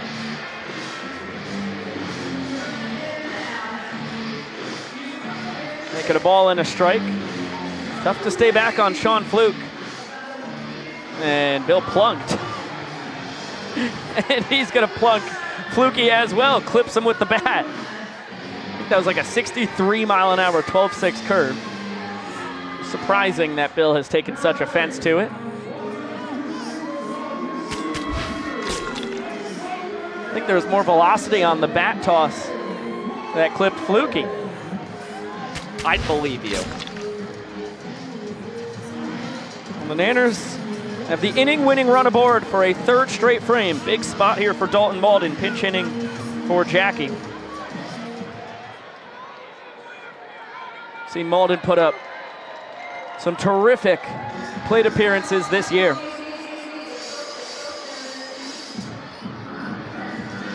Now with the 1-0 count, waits for Fluke, Baber, Acuff, and Hampton to stop boogieing before he'll get another offering.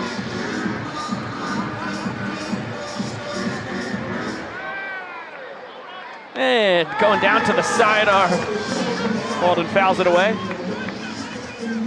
Working with some deception. Sean Fluke changes up the arm angle. The sidearm pitch works out in his favor. Now Malden barrels this one out to left center field, but Hampton will range over and make a terrific running grab to nail a 2nd out. Good piece of hitting by the songbird of our generation, just wrong part of the park. Hampton, great jump.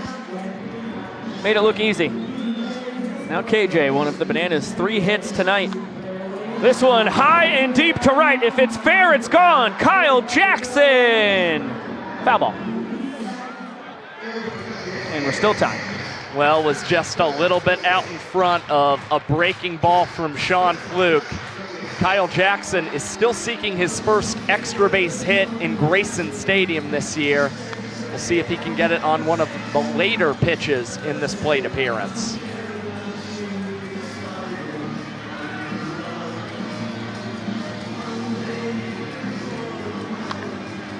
Nice piece of hitting, but Baber there to snag the hot shot, bounce it over to Swan. Another trick play for the Party Animals. And Sean Fluke puts up a donut. In a big spot, we're scoreless through 6. And a big reason we've seen so many trick plays, there have been 16 total groundouts in tonight's game. But enough about the groundouts, it's time for a sheet race. Finish line. I've got the brown sheet. I've got the green sheet. I've got the yellow sheet. I've got the blue sheet. And I said the sheet race. The sheet race. No, not that. That's a different show. All right, guys, get ready. On your mark. Actually, come this way. Come right here. Right here. We're going to start on the dirt. All around, follow the dirt. On your mark. Get set. Go! Well, an understandable mistake by Scott. Thank you, Mr. Young Professor, for the intro. The sheets are off to the races. Green is out in front, yellow in second, then blue and brown in the rear. Coming around second base, we've got some sheet racers on that infield. It's not technically where you're supposed to be, but we're gonna let it slide. Everybody's been keeping all four limbs in the sheet. Excellent work, down goes green. Yellow out in front, blue right on its tail. Brown goes down. It is between yellow and blue. Yellow just ahead of the diving blue photo finish. Impressive performance. Good work, Brown, and great perseverance by Green as well. A replay on the extra effort by Yellow to come away with the victory on this gorgeous night. A birthday night at that for Gage Voorhees, who shows off the chute. With an overthrow. Sends that thing straight to center field. Gage, how are you doing tonight, my friend? Man, I'm doing great. How are you guys up there? Tremendous. Where does KJ, this? say hi. Where does this? Oh my goodness. Yeah. Hey, Biko. Hey, Josh. KJ. Oh, Great to hear KJ. from you. It's good to have an Ohio brethren on the infield, huh, Gage? It's nice. It helps me feel back at home, especially with how good looking he is. Come on. Yeah. Retweet. Where does this birthday rank lifetime? Top. There's number one. Actually, fun fact, I've, since 4 years old, had a baseball game on every single birthday. No kidding. You're a made-up human being. It's been pretty crazy. All of them. I don't know wins and losses or anything like that, but hey, we're here at the ballpark. No doubt about that. Big Bopper's here for you. Jake Skull first. Yep, and I'm missing. Good misses, though. Decent misses. That one's not good. That struck yeah, well that's straight to That's Alexiadis. good. Hey, way to throw the out. Oh boy, Lexi. Now, Gage, let's stick with rankings for a minute because you've got a new glove this season. You like that? It's got Jason Voorhees on it. Where does this glove rank amongst all the ones you've ever owned? Oh, Gage with the Voorhees leather and a trick play. Prime behind the back at first, too. How about that? Jason Voorhees, man, going back to my roots, Voorhees last name. Just trying to get into it, you know? Rep the character a little bit. Man, you're calm, cool, collected. What is your favorite Jason movie? All of them, it don't matter. Yeah, just any Halloween film will work. They're all cheesy. That's the main point. Well, I'll tell you what, they're all too scary for me. I've never seen one. Sorry, I'm getting ahead of myself. Here we go. 1-1 to Fish. Slider down low. Dirty I hate slider. pitching to Fisher. Fish is just a big man. He's a big presence. Gage, another one off the mound. Strike to first. Come on now. On the Oh, boy. boy! How about that? Great job! How about that, baby? You're a dog! How about that, baby? You're a dog! Hey, happy birthday, Gage. Way to field your position. Thank you, Biko. Thank you, Josh. You're the man, Gage. Incredible plays to end this 7th inning, and it's 1 minute and 38 seconds on your birthday. Biko and Josh, man, that was great. Am I going another inning? You're a superstar, Gage. Am I going again? I hope so. Happy birthday. We'll let you do it again, man. Sweet. Why not? All right, we'll see Mr. Voorhees in a little bit. For now, we have to talk about the big ball game we have on the horizon. In 8 nights' time, 81,000 fans will be on hand in Death Valley Memorial Stadium up in Clemson, South Carolina. We had a blast with the Banana Ball All-Star Game last November 7th against the Clemson Tigers. This time, it will be Bananas versus Party Animals in the biggest Banana Ball game ever to happen. It's hard not to get excited about this contest. We saw the energy that was just in Doug Kingsmore Stadium a year ago. Right. I can only imagine that Death Valley is going to be incredibly loud and that the Bananas and Party Animals are going to battle incredibly hard to win that ball game. Hope to see Nate Tellier on the mound in Death Valley, guy who did not get to throw down in Raymond James Stadium in Tampa, Banana Ball's first ever football stadium. He threw in the scrimmage beforehand, but he's been aging like a fine wine in his young Banana Ball career. Just gets better and better each outing. He's starting to round into form. Last time he pitched, he recorded the first multi-strikeout outing of his career, and I don't think it'll be the last time we see that. Tellier on the first pitch fields his own position in foul territory and comes away with the catch against DR Meadows. You just never know what you're going to see on a night-to-night basis, but that is going back to our mic'd up inning with birthday boy Gage Voorhees. 3 straight outs retired by pitchers. It's the first time this year that we've seen that. That might be a Banana Ball first. It might. It might be. This is the 235th Banana Ball game.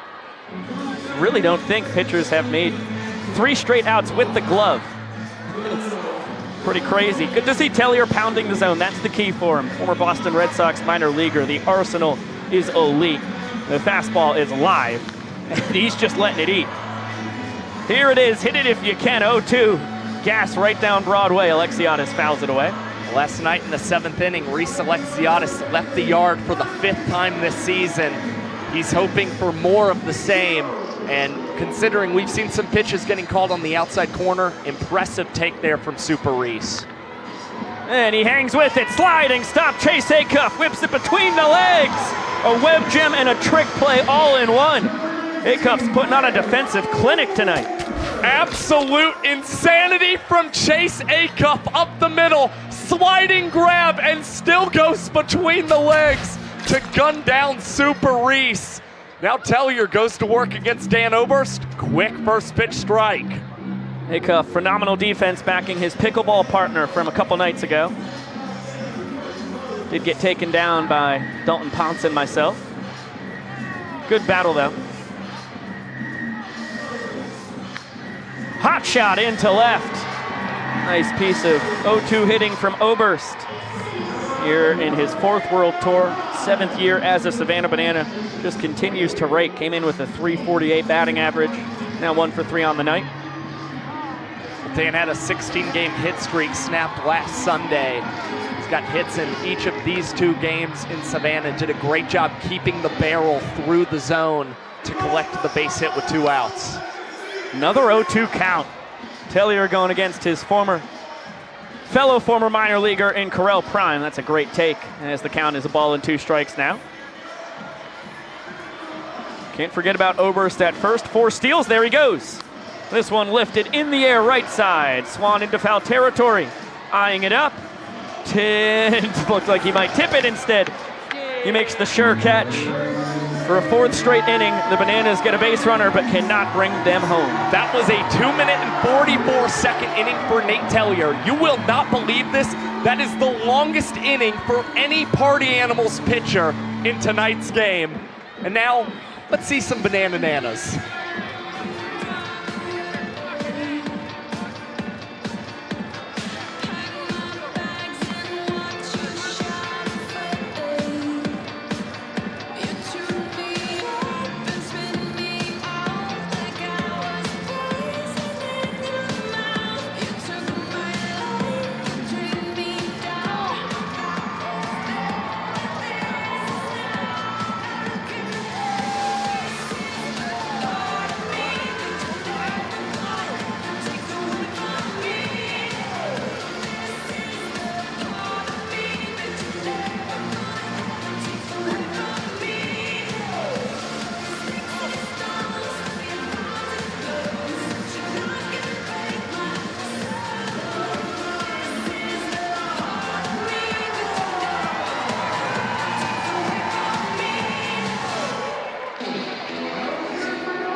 Another mind-boggling dance performance from the Banananas. I don't know how they do it, but they keep blessing us with bangers. And Gage Voorhees, the birthday boy, out for another inning of work, this time without the mic on the broadcast. And Chase Acuff pokes this one out to right center. DR on the run, tracking it down. 4 up, 4 down now for Voorhees in relief. The Party Animals haven't had a man reach base since the 5th inning. Of course, it was on a ball four sprint. So far, all 3 base runners for the Animals tonight have reached solely on sprints.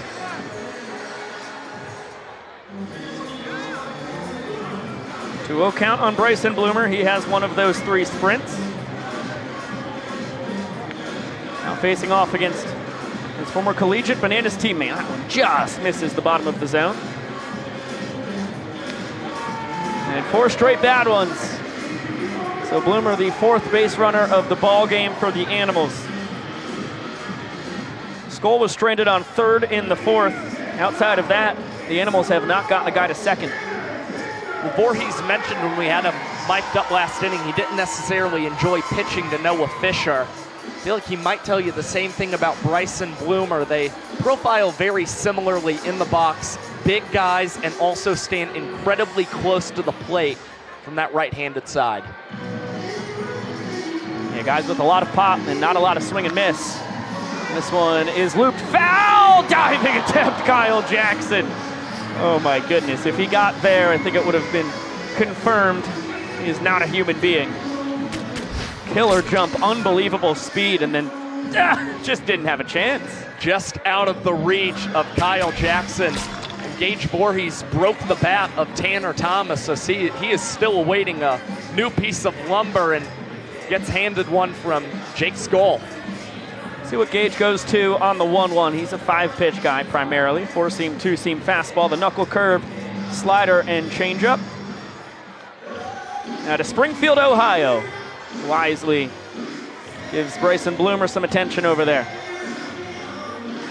Bloomer leading the tour, 15 steals in 17 tries. And shares the tour lead of steals of first with Tanner Thomas, 3 each. 2-2. This one in the air, left field. Ty Jackson doesn't see it. He doesn't. No, he does. He deked me. And oh gosh, deked Bloomer pretty well to boot. Not able to double him up though. Well, he was trying for a play very similar to one that Ender Inciarte had in 2016 for the Atlanta Braves. That's right. Feigned it in center field and then doubled up a Philadelphia Phillies base runner who was standing on second base thinking that ball was going to drop in the outfield. It's a terrific acting job. I was legitimately worried for Ty. Fooled me. Baber puts away the beer. And once again, the fans with a chance at free donuts. Problem, Baber has to strike out. He has not done that in a while. He's batting .360 post-beer chug this season and has already hit for the beer chug season cycle after recording a triple last night. Goes right back to triples alley, but this time too much loft. Alexiadis tracking it down. And Voorhees with 2 scoreless innings of relief. The Bananas have combined for 8 hitless innings on the mound against the Animals.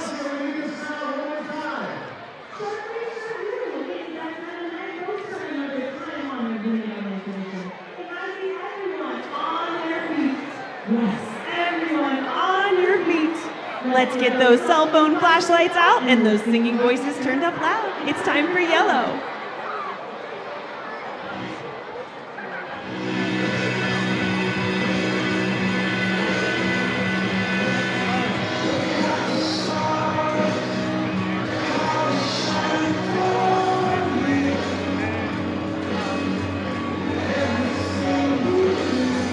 Let me hear you sing in Savannah, Georgia.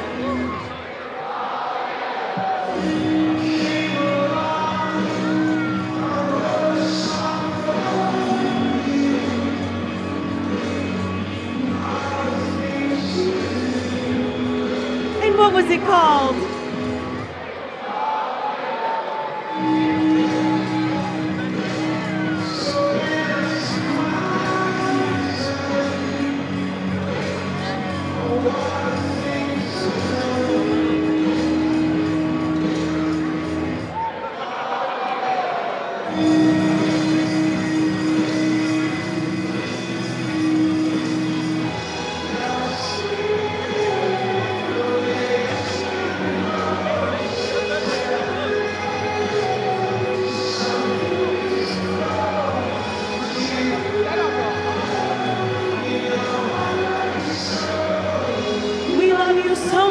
Banana Nation. Now let's go Bananas! Always beautiful getting to see Grayson Stadium go yellow, and welcome up into the booth Split and Farty, who have peeps here. I'm sure this is the leftovers from the Peep Show earlier. Oh my gosh, this is the children of the peeps that is were a eaten beautiful by, family. Yeah, by Vincent Chapman. Have you guys named your peeps? That one's. Are they all named Josh? Is one of them named Josh? Oh no, they all. Oh, this stink. one looks like my favorite. I just want to look at it a little bit closer. I'm just gonna try one of these. Thank you, Farty. Tallest hitter, Happy Easter, guys. Dakota Stilts, Albritton. Ooh, happy Easter, guys.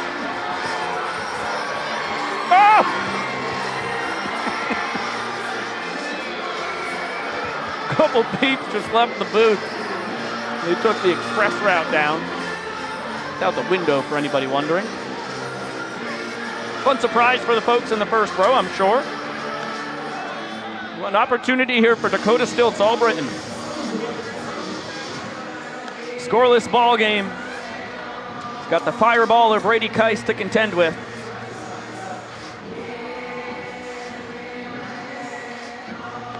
Brady pitching for his second straight night. Had 3 scoreless innings last weekend. It was plagued by erratic control last night. Allowed 2 ball force sprints that led to a Bananas walk-off in the 8th inning.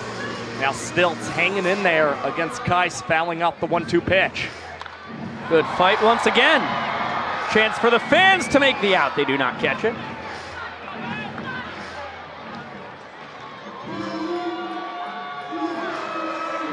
Keiss with a steady diet of heaters for Stilts.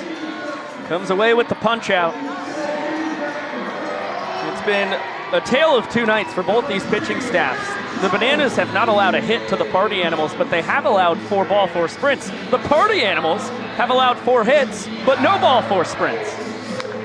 As this one is bounced to Acuff, going under the leg. And nice scoop over there by Swan. Another trick play from Chase. And 2 quick outs for Keiss. Now both teams have 11 trick plays in tonight's ball game, 22 total, and that is a great dig at the end of that play for Jason Swan at first base to keep EJ off the bags.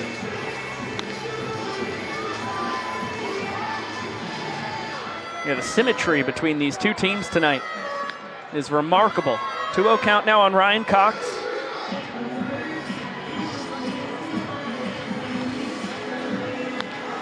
And that one scrapes the top of the zone. Keiss fastball, slider, changeup. When he's his best, he's giving you a steady diet of those. A lot of mustard. Deuce is wild now. And heater just misses down, count is full.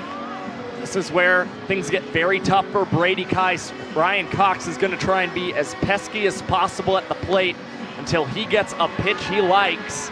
And you see that one running inside of Cox. This is him getting defensive and just trying to get a mistake pitch next from Brady. Too close to take. Good fight there by Coxie. Once again, a fastball. That one had plenty of zone, and once again spoiled. That was just a situation where it looked like Cox was out just a hair in front of the pitch from Keiss. Now rolled over to shortstop. Acuff with the bare hand throws across the diamond. Another inning toss in less than 3 minutes for the Party Animals. We are scoreless through 8 innings of play. We head to the 9th. Neither team has pushed a run across so far tonight. This is an all-time pitching duel between these 2 staffs. Every run scored in the 9th inning counts as a point. I mean, that's moot when we come in tied anyhow. And if we remain tied at the conclusion of the 9th, we'll go to showdowns. And what stands out about this game so far is the speed between the pitchers. Obviously, they have been efficient. Most of the innings tossed we have seen have been in less than 3 minutes. So we still have a little under 40 minutes left on this 2-hour timer. Even if we go to showdowns in tonight's game, I have the feeling it'll still be a game that's recorded in less than 2 hours. It's incredible how efficient both these pitching staffs have been. The Bananas have actually thrown to one more hitter than the Party Animals, thanks to the double plays that the Animals have been able to twist. And you get a look at the numbers for Danny Hosley, the de facto closer for this Nanners squad. Was as good as ever in March. Touched up last Saturday night and looking to rebound here. Gave up 4 hits and 4 runs as he blew the save last Saturday. His MPI rose from 3 minutes and 58 seconds to 4 minutes and 25 seconds entering play tonight. But Hosley has a .258 opponent's batting average, one of the lowest marks on this year's tour, which should be a sign of good things for the Bananas in the top of the 9th. But again, this is where the Animals have been at their strongest, 11 points across the last 5 games in the final inning. That's opposed to just 1 9th inning point scored by the Bananas across this 5-game losing streak against the Animals for them. It was scored last night in an 8-5 defeat. Jason Swan, Mike Vivacis, and then at the top of the order, Reese Hampton. 9, 10, and 1. The Bananas will have 8, 9, and 10 in the order due to swing it in the bottom half. Leroy Olson and KJ.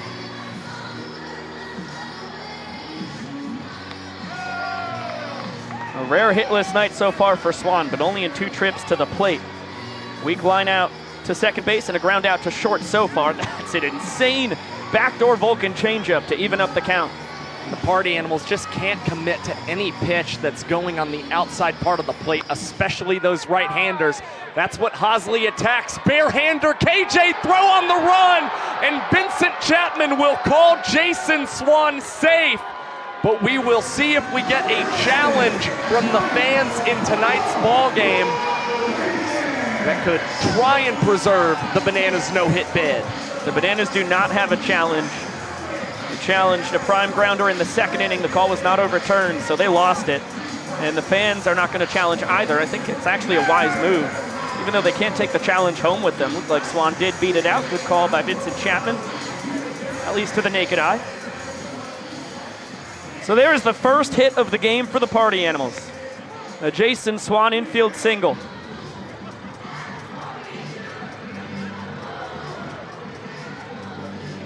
And now Vivacis trying to keep the rally going. A ball and a strike.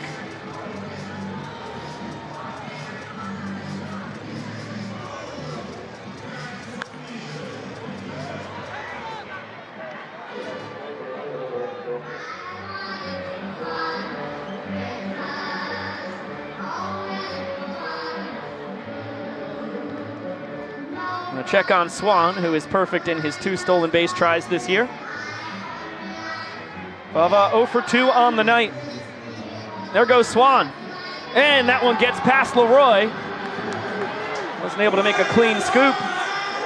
And the Animals have a man in scoring position for only the 2nd time tonight. This is also what the Party Animals have done better than the Bananas in the final inning. Now their 4th stolen base in the final frame across the last 5 as Cox goes between the legs and puts enough mustard on that banana ball to throw out Mike Vivacis as Swan cannot advance up to 3rd base. Yeah, that's good base running by Swan, though. He would have been a dead duck at 3rd if he took off. Bava can't get the man over. So Swan still at 2nd base, now 1 down, back to the top of the order. And I'll tell you, it's a little perplexing with Vivacis batting in the 10 hole that the Party Animals did not go to their golden batter in that situation. Regardless, we're back to the top, and there's a wild pitch to Reese Hampton that moves Jason Swan up to 3rd base. Party Animals had Jake Skoll at 3rd and the 4th, could not bring him home. Now they've got one of their best hitters, Reese Hampton. 0 for 3 tonight, but even with that 0 for 3, 13 for his last 23. And Liner Prime snares it, will throw the ball away to 3rd. Swan's coming in, he's gonna score. The Animals lead 1-0 on an errant throw. A defensive disaster. The first miscue from the Nanners defense tonight. And the Animals lead and now get to celebrate. It is the first defensive miscue of any kind in tonight's ball game between the Bananas and Party Animals. Prime just got a little too aggressive, trying to double up Jason Swan. And KJ laid out to try and keep it in front of him with that one rolling to the net. It was Coramato giving Swan an easy send home as the Party Animals can finally celebrate tonight.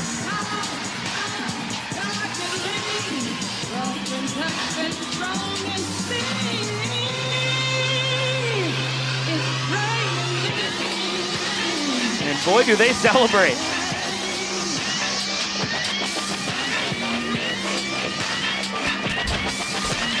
Another look.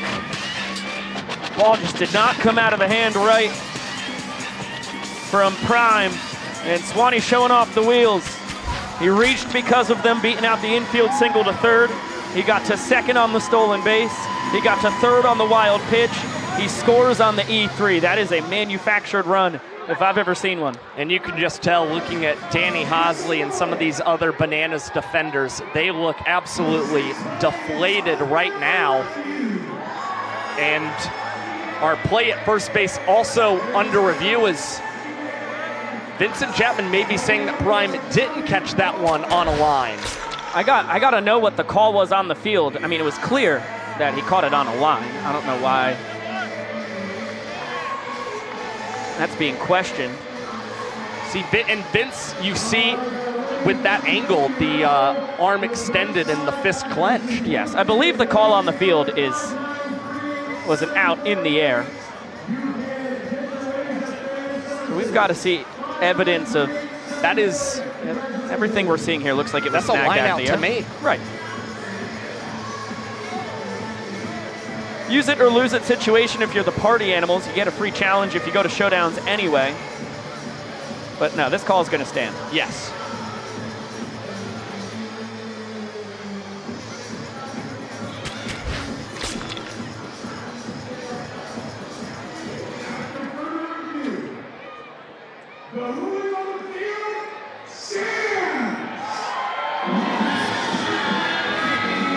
It's an unearned run against Hosley for what it matters.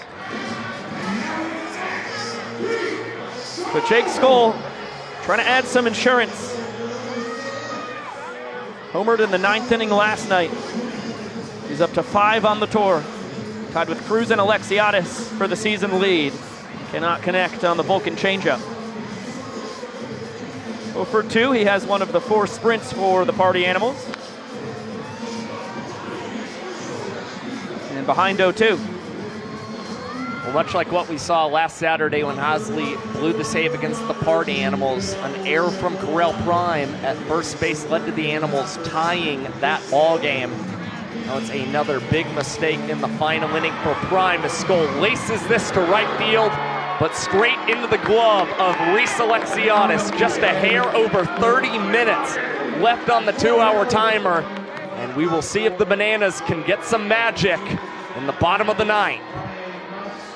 The plot thickens after being scoreless through 8 innings. Jason Swan and the Animals put a run across in the top of the 9th. They lead 1-0 and hand the ball off to Drew Gillespie, who has been good as anybody on the bump this year after he swept all the pitching awards last year. It's one of the best arms we have ever seen in Banana Land, and lives for these type of spots.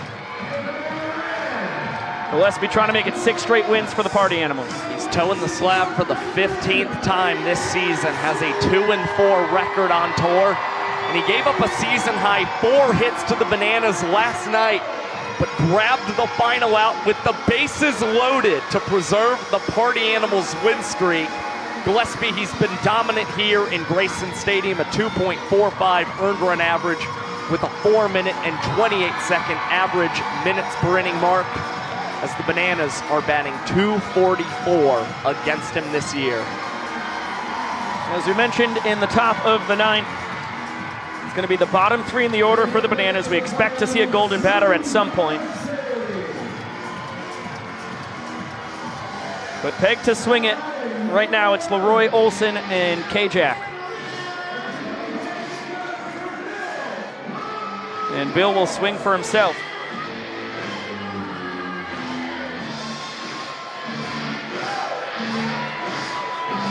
0 for 1, a ground out. He was plunked his last time. The 8-year Banana trying to stop the streak. Ahead 1-0. Has to look out for 5 different pitches from Gillespie. A lot of funk. High velocity fastball. There was the 2-seamer. Sits in the low to mid 90s. Works in a cutter, changeup, and curve as well, as that one is wrapped into left field. A turf cutter from Leroy. And the Nanners have the tying run aboard. And they are instantly going to insert Malachi Mitchell into the ball game, and now the Bananas the golden decide to batter use their rule. golden batter. Hitting in the place of Jackson Olsen is the Savannah Bananas golden batter. Give it up for KJ Jackson! Fascinating use of the golden batter. KJ swings for Olsen. KJ is also on deck, so he will hit back-to-back unless he leaves the yard here. Well, at least he knows what he's going to get from Drew Gillespie the second time he comes up to the plate. KJ has had a lot of success against the Party Animals righty, 3 for 7 against him this year, and that includes a walk-off single we saw in Game 2 in Miami, Florida. There goes Flash, swing and a miss from Jackson. Throw down to second. In time! Andy Cosgrove, a howitzer. What a big throw. Well, Flash didn't get an incredible jump and also slid a hair early, tried to go for the swim move as well, and could not keep himself on the second base bag. Not a difficult call to have to make, it would appear on first replay, but the fans finally decide to go to their challenge. The challenges are coming in bunches here late. Cosgrove staring at the video board like his life depends on it. We get another look. Yeah, this call is going to stand. The problem for Malachi is that he left the bag, couldn't stay on it. And you can see the first time he loses track of second base, Acuff still had that glove on him. The center field camera angle is not going to be able to show us anything because Flash is blocking where the glove is. But you can see right there, that's... Yep, you see Acuff still with glove on him as he's coming off the base. So with that being said, the call should stand. Correct. Yeah, it's earlier in the clip that you really see it. We do get a new angle here. There it is. Yep. Yep.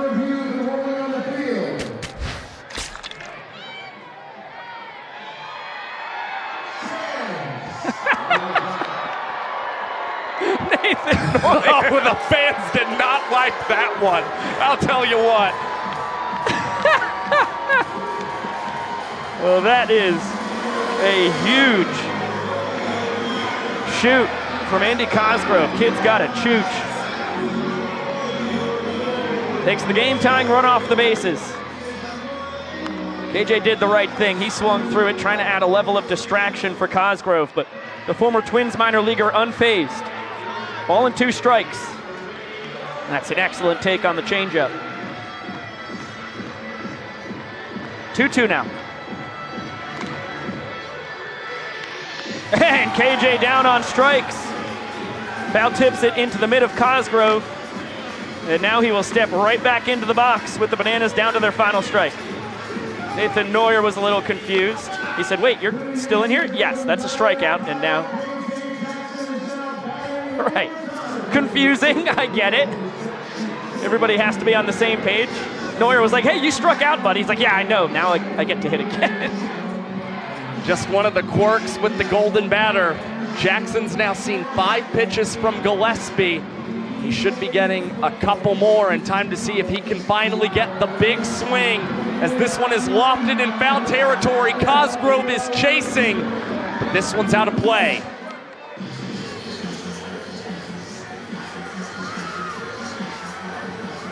Jackson trying to start a 2-out rally against the former NAIA All-American and World Series champion at that when Gillespie was with the Southeastern University Fire.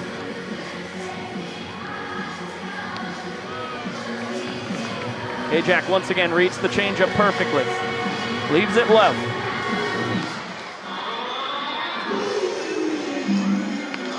And the heater misses down. 2 balls and a strike.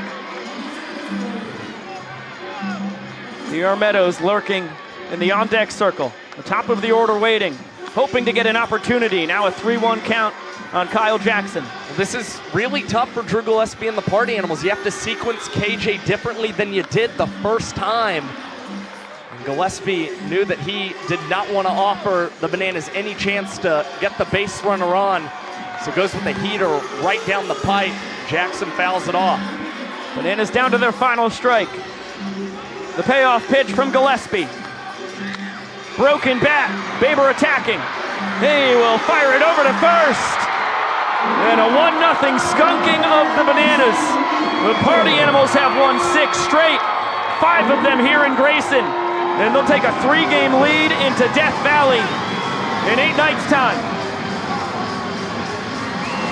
One of the most absurd Banana Ball games we have ever seen.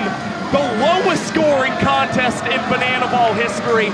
Pitching phenomenal throughout the night for both squads, but a crucial error from Corel Prime and the Bananas leads to another Party Animals victory that comes in 1 hour and 37 minutes, the fastest game of 2025.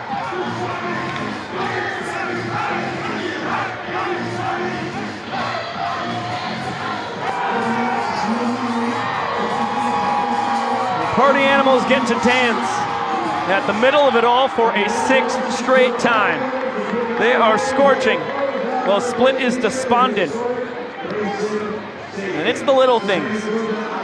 The first error of the game from either side comes in the top of the 9th inning. It pushes across the contest's only run scored. And in the bottom half, on the other side of the coin, Andy Cosgrove comes up with a perfect throw. Aka with the tag on Malachi Mitchell. He was trying to do his best Dave Roberts, get into scoring position in the 9th inning, but gunned down in the effort. And we'll get it on down to Bam Salmon with the host of Party Animals pitchers. Pick just one showman of the night when all these guys dealt. Starting from the top, Helton, how do we get the guys going in the right motion today? Hey, we believe the curves are going to curve, the heaters are going to heat, and you believe that the boy coming in behind you is going to kick some keister. Ponce, you were that guy behind you. Any pressure following Brett's lead today? No. Again, like I said, the chemistry, the consistency, the group of guys, energy and enthusiasm all game long. Fluke, you got to dance in there today, and you also dealt. How's it feel? Oh, it feels amazing. You know, it's the 6th inning, and we haven't lost an inning yet. I definitely wasn't going to be the first, so I had to pass it on down to Telly. Telly, how are we feeling out there today? There was no way in heck that I was going to give up the first run in the game, all right? No chance. So I passed it on to Brady. And Brady, no mercy for stilts, I noticed within that. No, I mean, we're trying to win, right? I mean, we're the boys are here to win, and we're out there, and we, another sweep. Uh-oh, and Drew, I've been waiting to talk to this guy here for a little bit. Drew, you come in, you watch what your boys did here for you all game. Was there any question what was going to happen when you got out on the mound? No, it was kind of nice because Brett opened the door early. All my boys walked through. They brought the vibes. Fluke brought a case of beer, and then I showed up. I made sure the door was behind us, and we brought the party for the 6th straight time in a row. Weird. Pico, Josh, how could we pick just one? Oh, wait, hey, fake toll, what are you doing? It's all in my shoes. My socks are wet. All right, Pico, terrific. Josh, Thanks, party Fake Toll. on. That is astute observations. Thank you as well from Bam Salmon. Congratulations to the entire Party Animals pitching staff. It only took 1 run on 1 hit from their offense because the pitching staff was unreal, historically so. Well, you just got the vibe from all of the guys coming out of that bullpen that they kind of built off of each other. I'm not going to lose the first point of this ball game. I'm not going to allow the first sprint either. And throughout the night, the Bananas were not able to net a single run against the Party Animals. They did not draw a ball for sprint. And a big standout statistic in this ball game. Bananas grounded out 14 times. Party Animals recorded 11 trick plays, and the Bananas also hit into 2 double plays. They just could not get the ball in the air or make a lot of good contact against these Party Animals pitchers. I love how Sean Fluke's contribution to the entire staff dealing highlight package is plunking Bill Leroy. He also put up a scoreless inning. It was impressive as well. Remarkable. I mean, just one of the all-time bizarre and thrilling banana ball games we have seen. Well, oftentimes, you're kind of wowed when you see a no-hitter in Major League Baseball, and yet the team loses because of too many walks or a couple errors. Very similar situation here tonight. The Party Animals only recorded one hit. It did not leave the infield. It was an infield single to KJ Jackson over along the third base line. From there, Jason Swan swiped a base, advanced on a wild pitch, and then the Party Animals were fortunate enough to receive a big defensive error from Correll Prime and the Bananas. And those pitchers, they scattered 5 hits across their 9 shutout innings, twirled. A key 0 ball 4 sprints from the Party Animals pitching staff tonight, as opposed to 4 from the Bananas side. Now, none of them ended up biting them in the keister, but that was a big key to victory for the Animals as we welcome you up inside the booth with Josh Talevsky, Biko Scala. We just had the fastest game of 2025, an hour and 37 minutes, a 1-0 victory from the Party Animals. They have taken 6 straight. They are now up 3 games, 27 into this tour, and they will take their 3-game advantage into Death Valley, where over 81,000 fans will be waiting to see Banana Ball on its biggest stage yet. Yeah, there's so much momentum going in favor of the boys in black and pink right now. They already have 10 wins here in Grayson Stadium this season, and you've just got to commend the pitching staff one more time as you listen to the MPI times in tonight's game for the Party Animals. 1 minute 40 seconds, 2 minutes and 21 seconds, 2 minutes and 37 seconds, 2 minutes and 25 seconds, 2 minutes 49 seconds, 2 minutes 43, 2 minutes 44, 2 minutes 40, and then Drew Gillespie, 3.5 minutes to seal the ball game for the Party Animals. This was genuinely the most impressive pitching display the Party Animals have ever shown us in their franchise's history. And if they get anything like that in Death Valley, the Savannah Bananas are going to really struggle in front of the largest crowd in banana ball history. We have seen 3 complete games from Brett Helton, a pair from Sean Fluke. Drew Gillespie has twirled a complete game as well. But for a complete pitching staff to combine in this kind of dominating fashion is mind-boggling. This is the 235th Banana Ball game ever played, one for the ages. What an impressive job by the Party Animals. And both sides all night long. Neither team got an earned run. It's an unearned run that is the difference tonight. And I think the Party Animals just sequenced guys the right way. The pitching plan was phenomenal. Helton and Ponce don't really throw like each other. You really don't see them follow each other much in a pitching plan. Then you go with Sean Fluke on the pitcher's mound, who just slows down the Bananas bats. You speed them back up with Nate Tellier, and then it was Mike Vivasas going to those go-to guys in the final 2 innings, Brady Kais and Drew Gillespie, and somehow, some way, they once again got some offense in the final inning and came away with that win. Wow, this was an all-timer. Thank you so much for spending it with us here on this Big Tiger Friday. That was one for the ages. Congratulations to the Party Animals. We chug on to Clemson, South Carolina, with the Animals up 3 games and riding a 6-game winning streak on this tour. We cannot wait to see you in 2 Saturdays' time. A big shout out to our entire cast and crew here when it comes to Bananas Television. Our executive producer tonight, Mr. Chad Reese, running the show out here on the field. Excellent work from all of our camera operators down on the field, and in the control room, our leader, Mr. Director himself, Chris Haynes, for a 2nd straight night. Remarkable job by everybody in there. Same goes for Bam Salmon and Fake Toll up here in the booth. Josh Talevsky on the mark as per usual. A lot of history for Josh to get to belt out this evening. I am Biko Scala saying so long for now. We will see you in Death Valley. Cannot wait for it. It will be April 26th, Saturday night Banana Ball. It will be here on the Bananas YouTube channel, also on ESPN2. So pick your streaming service or nationally televised option right there. Cannot wait to see you. Until then, we will see you later!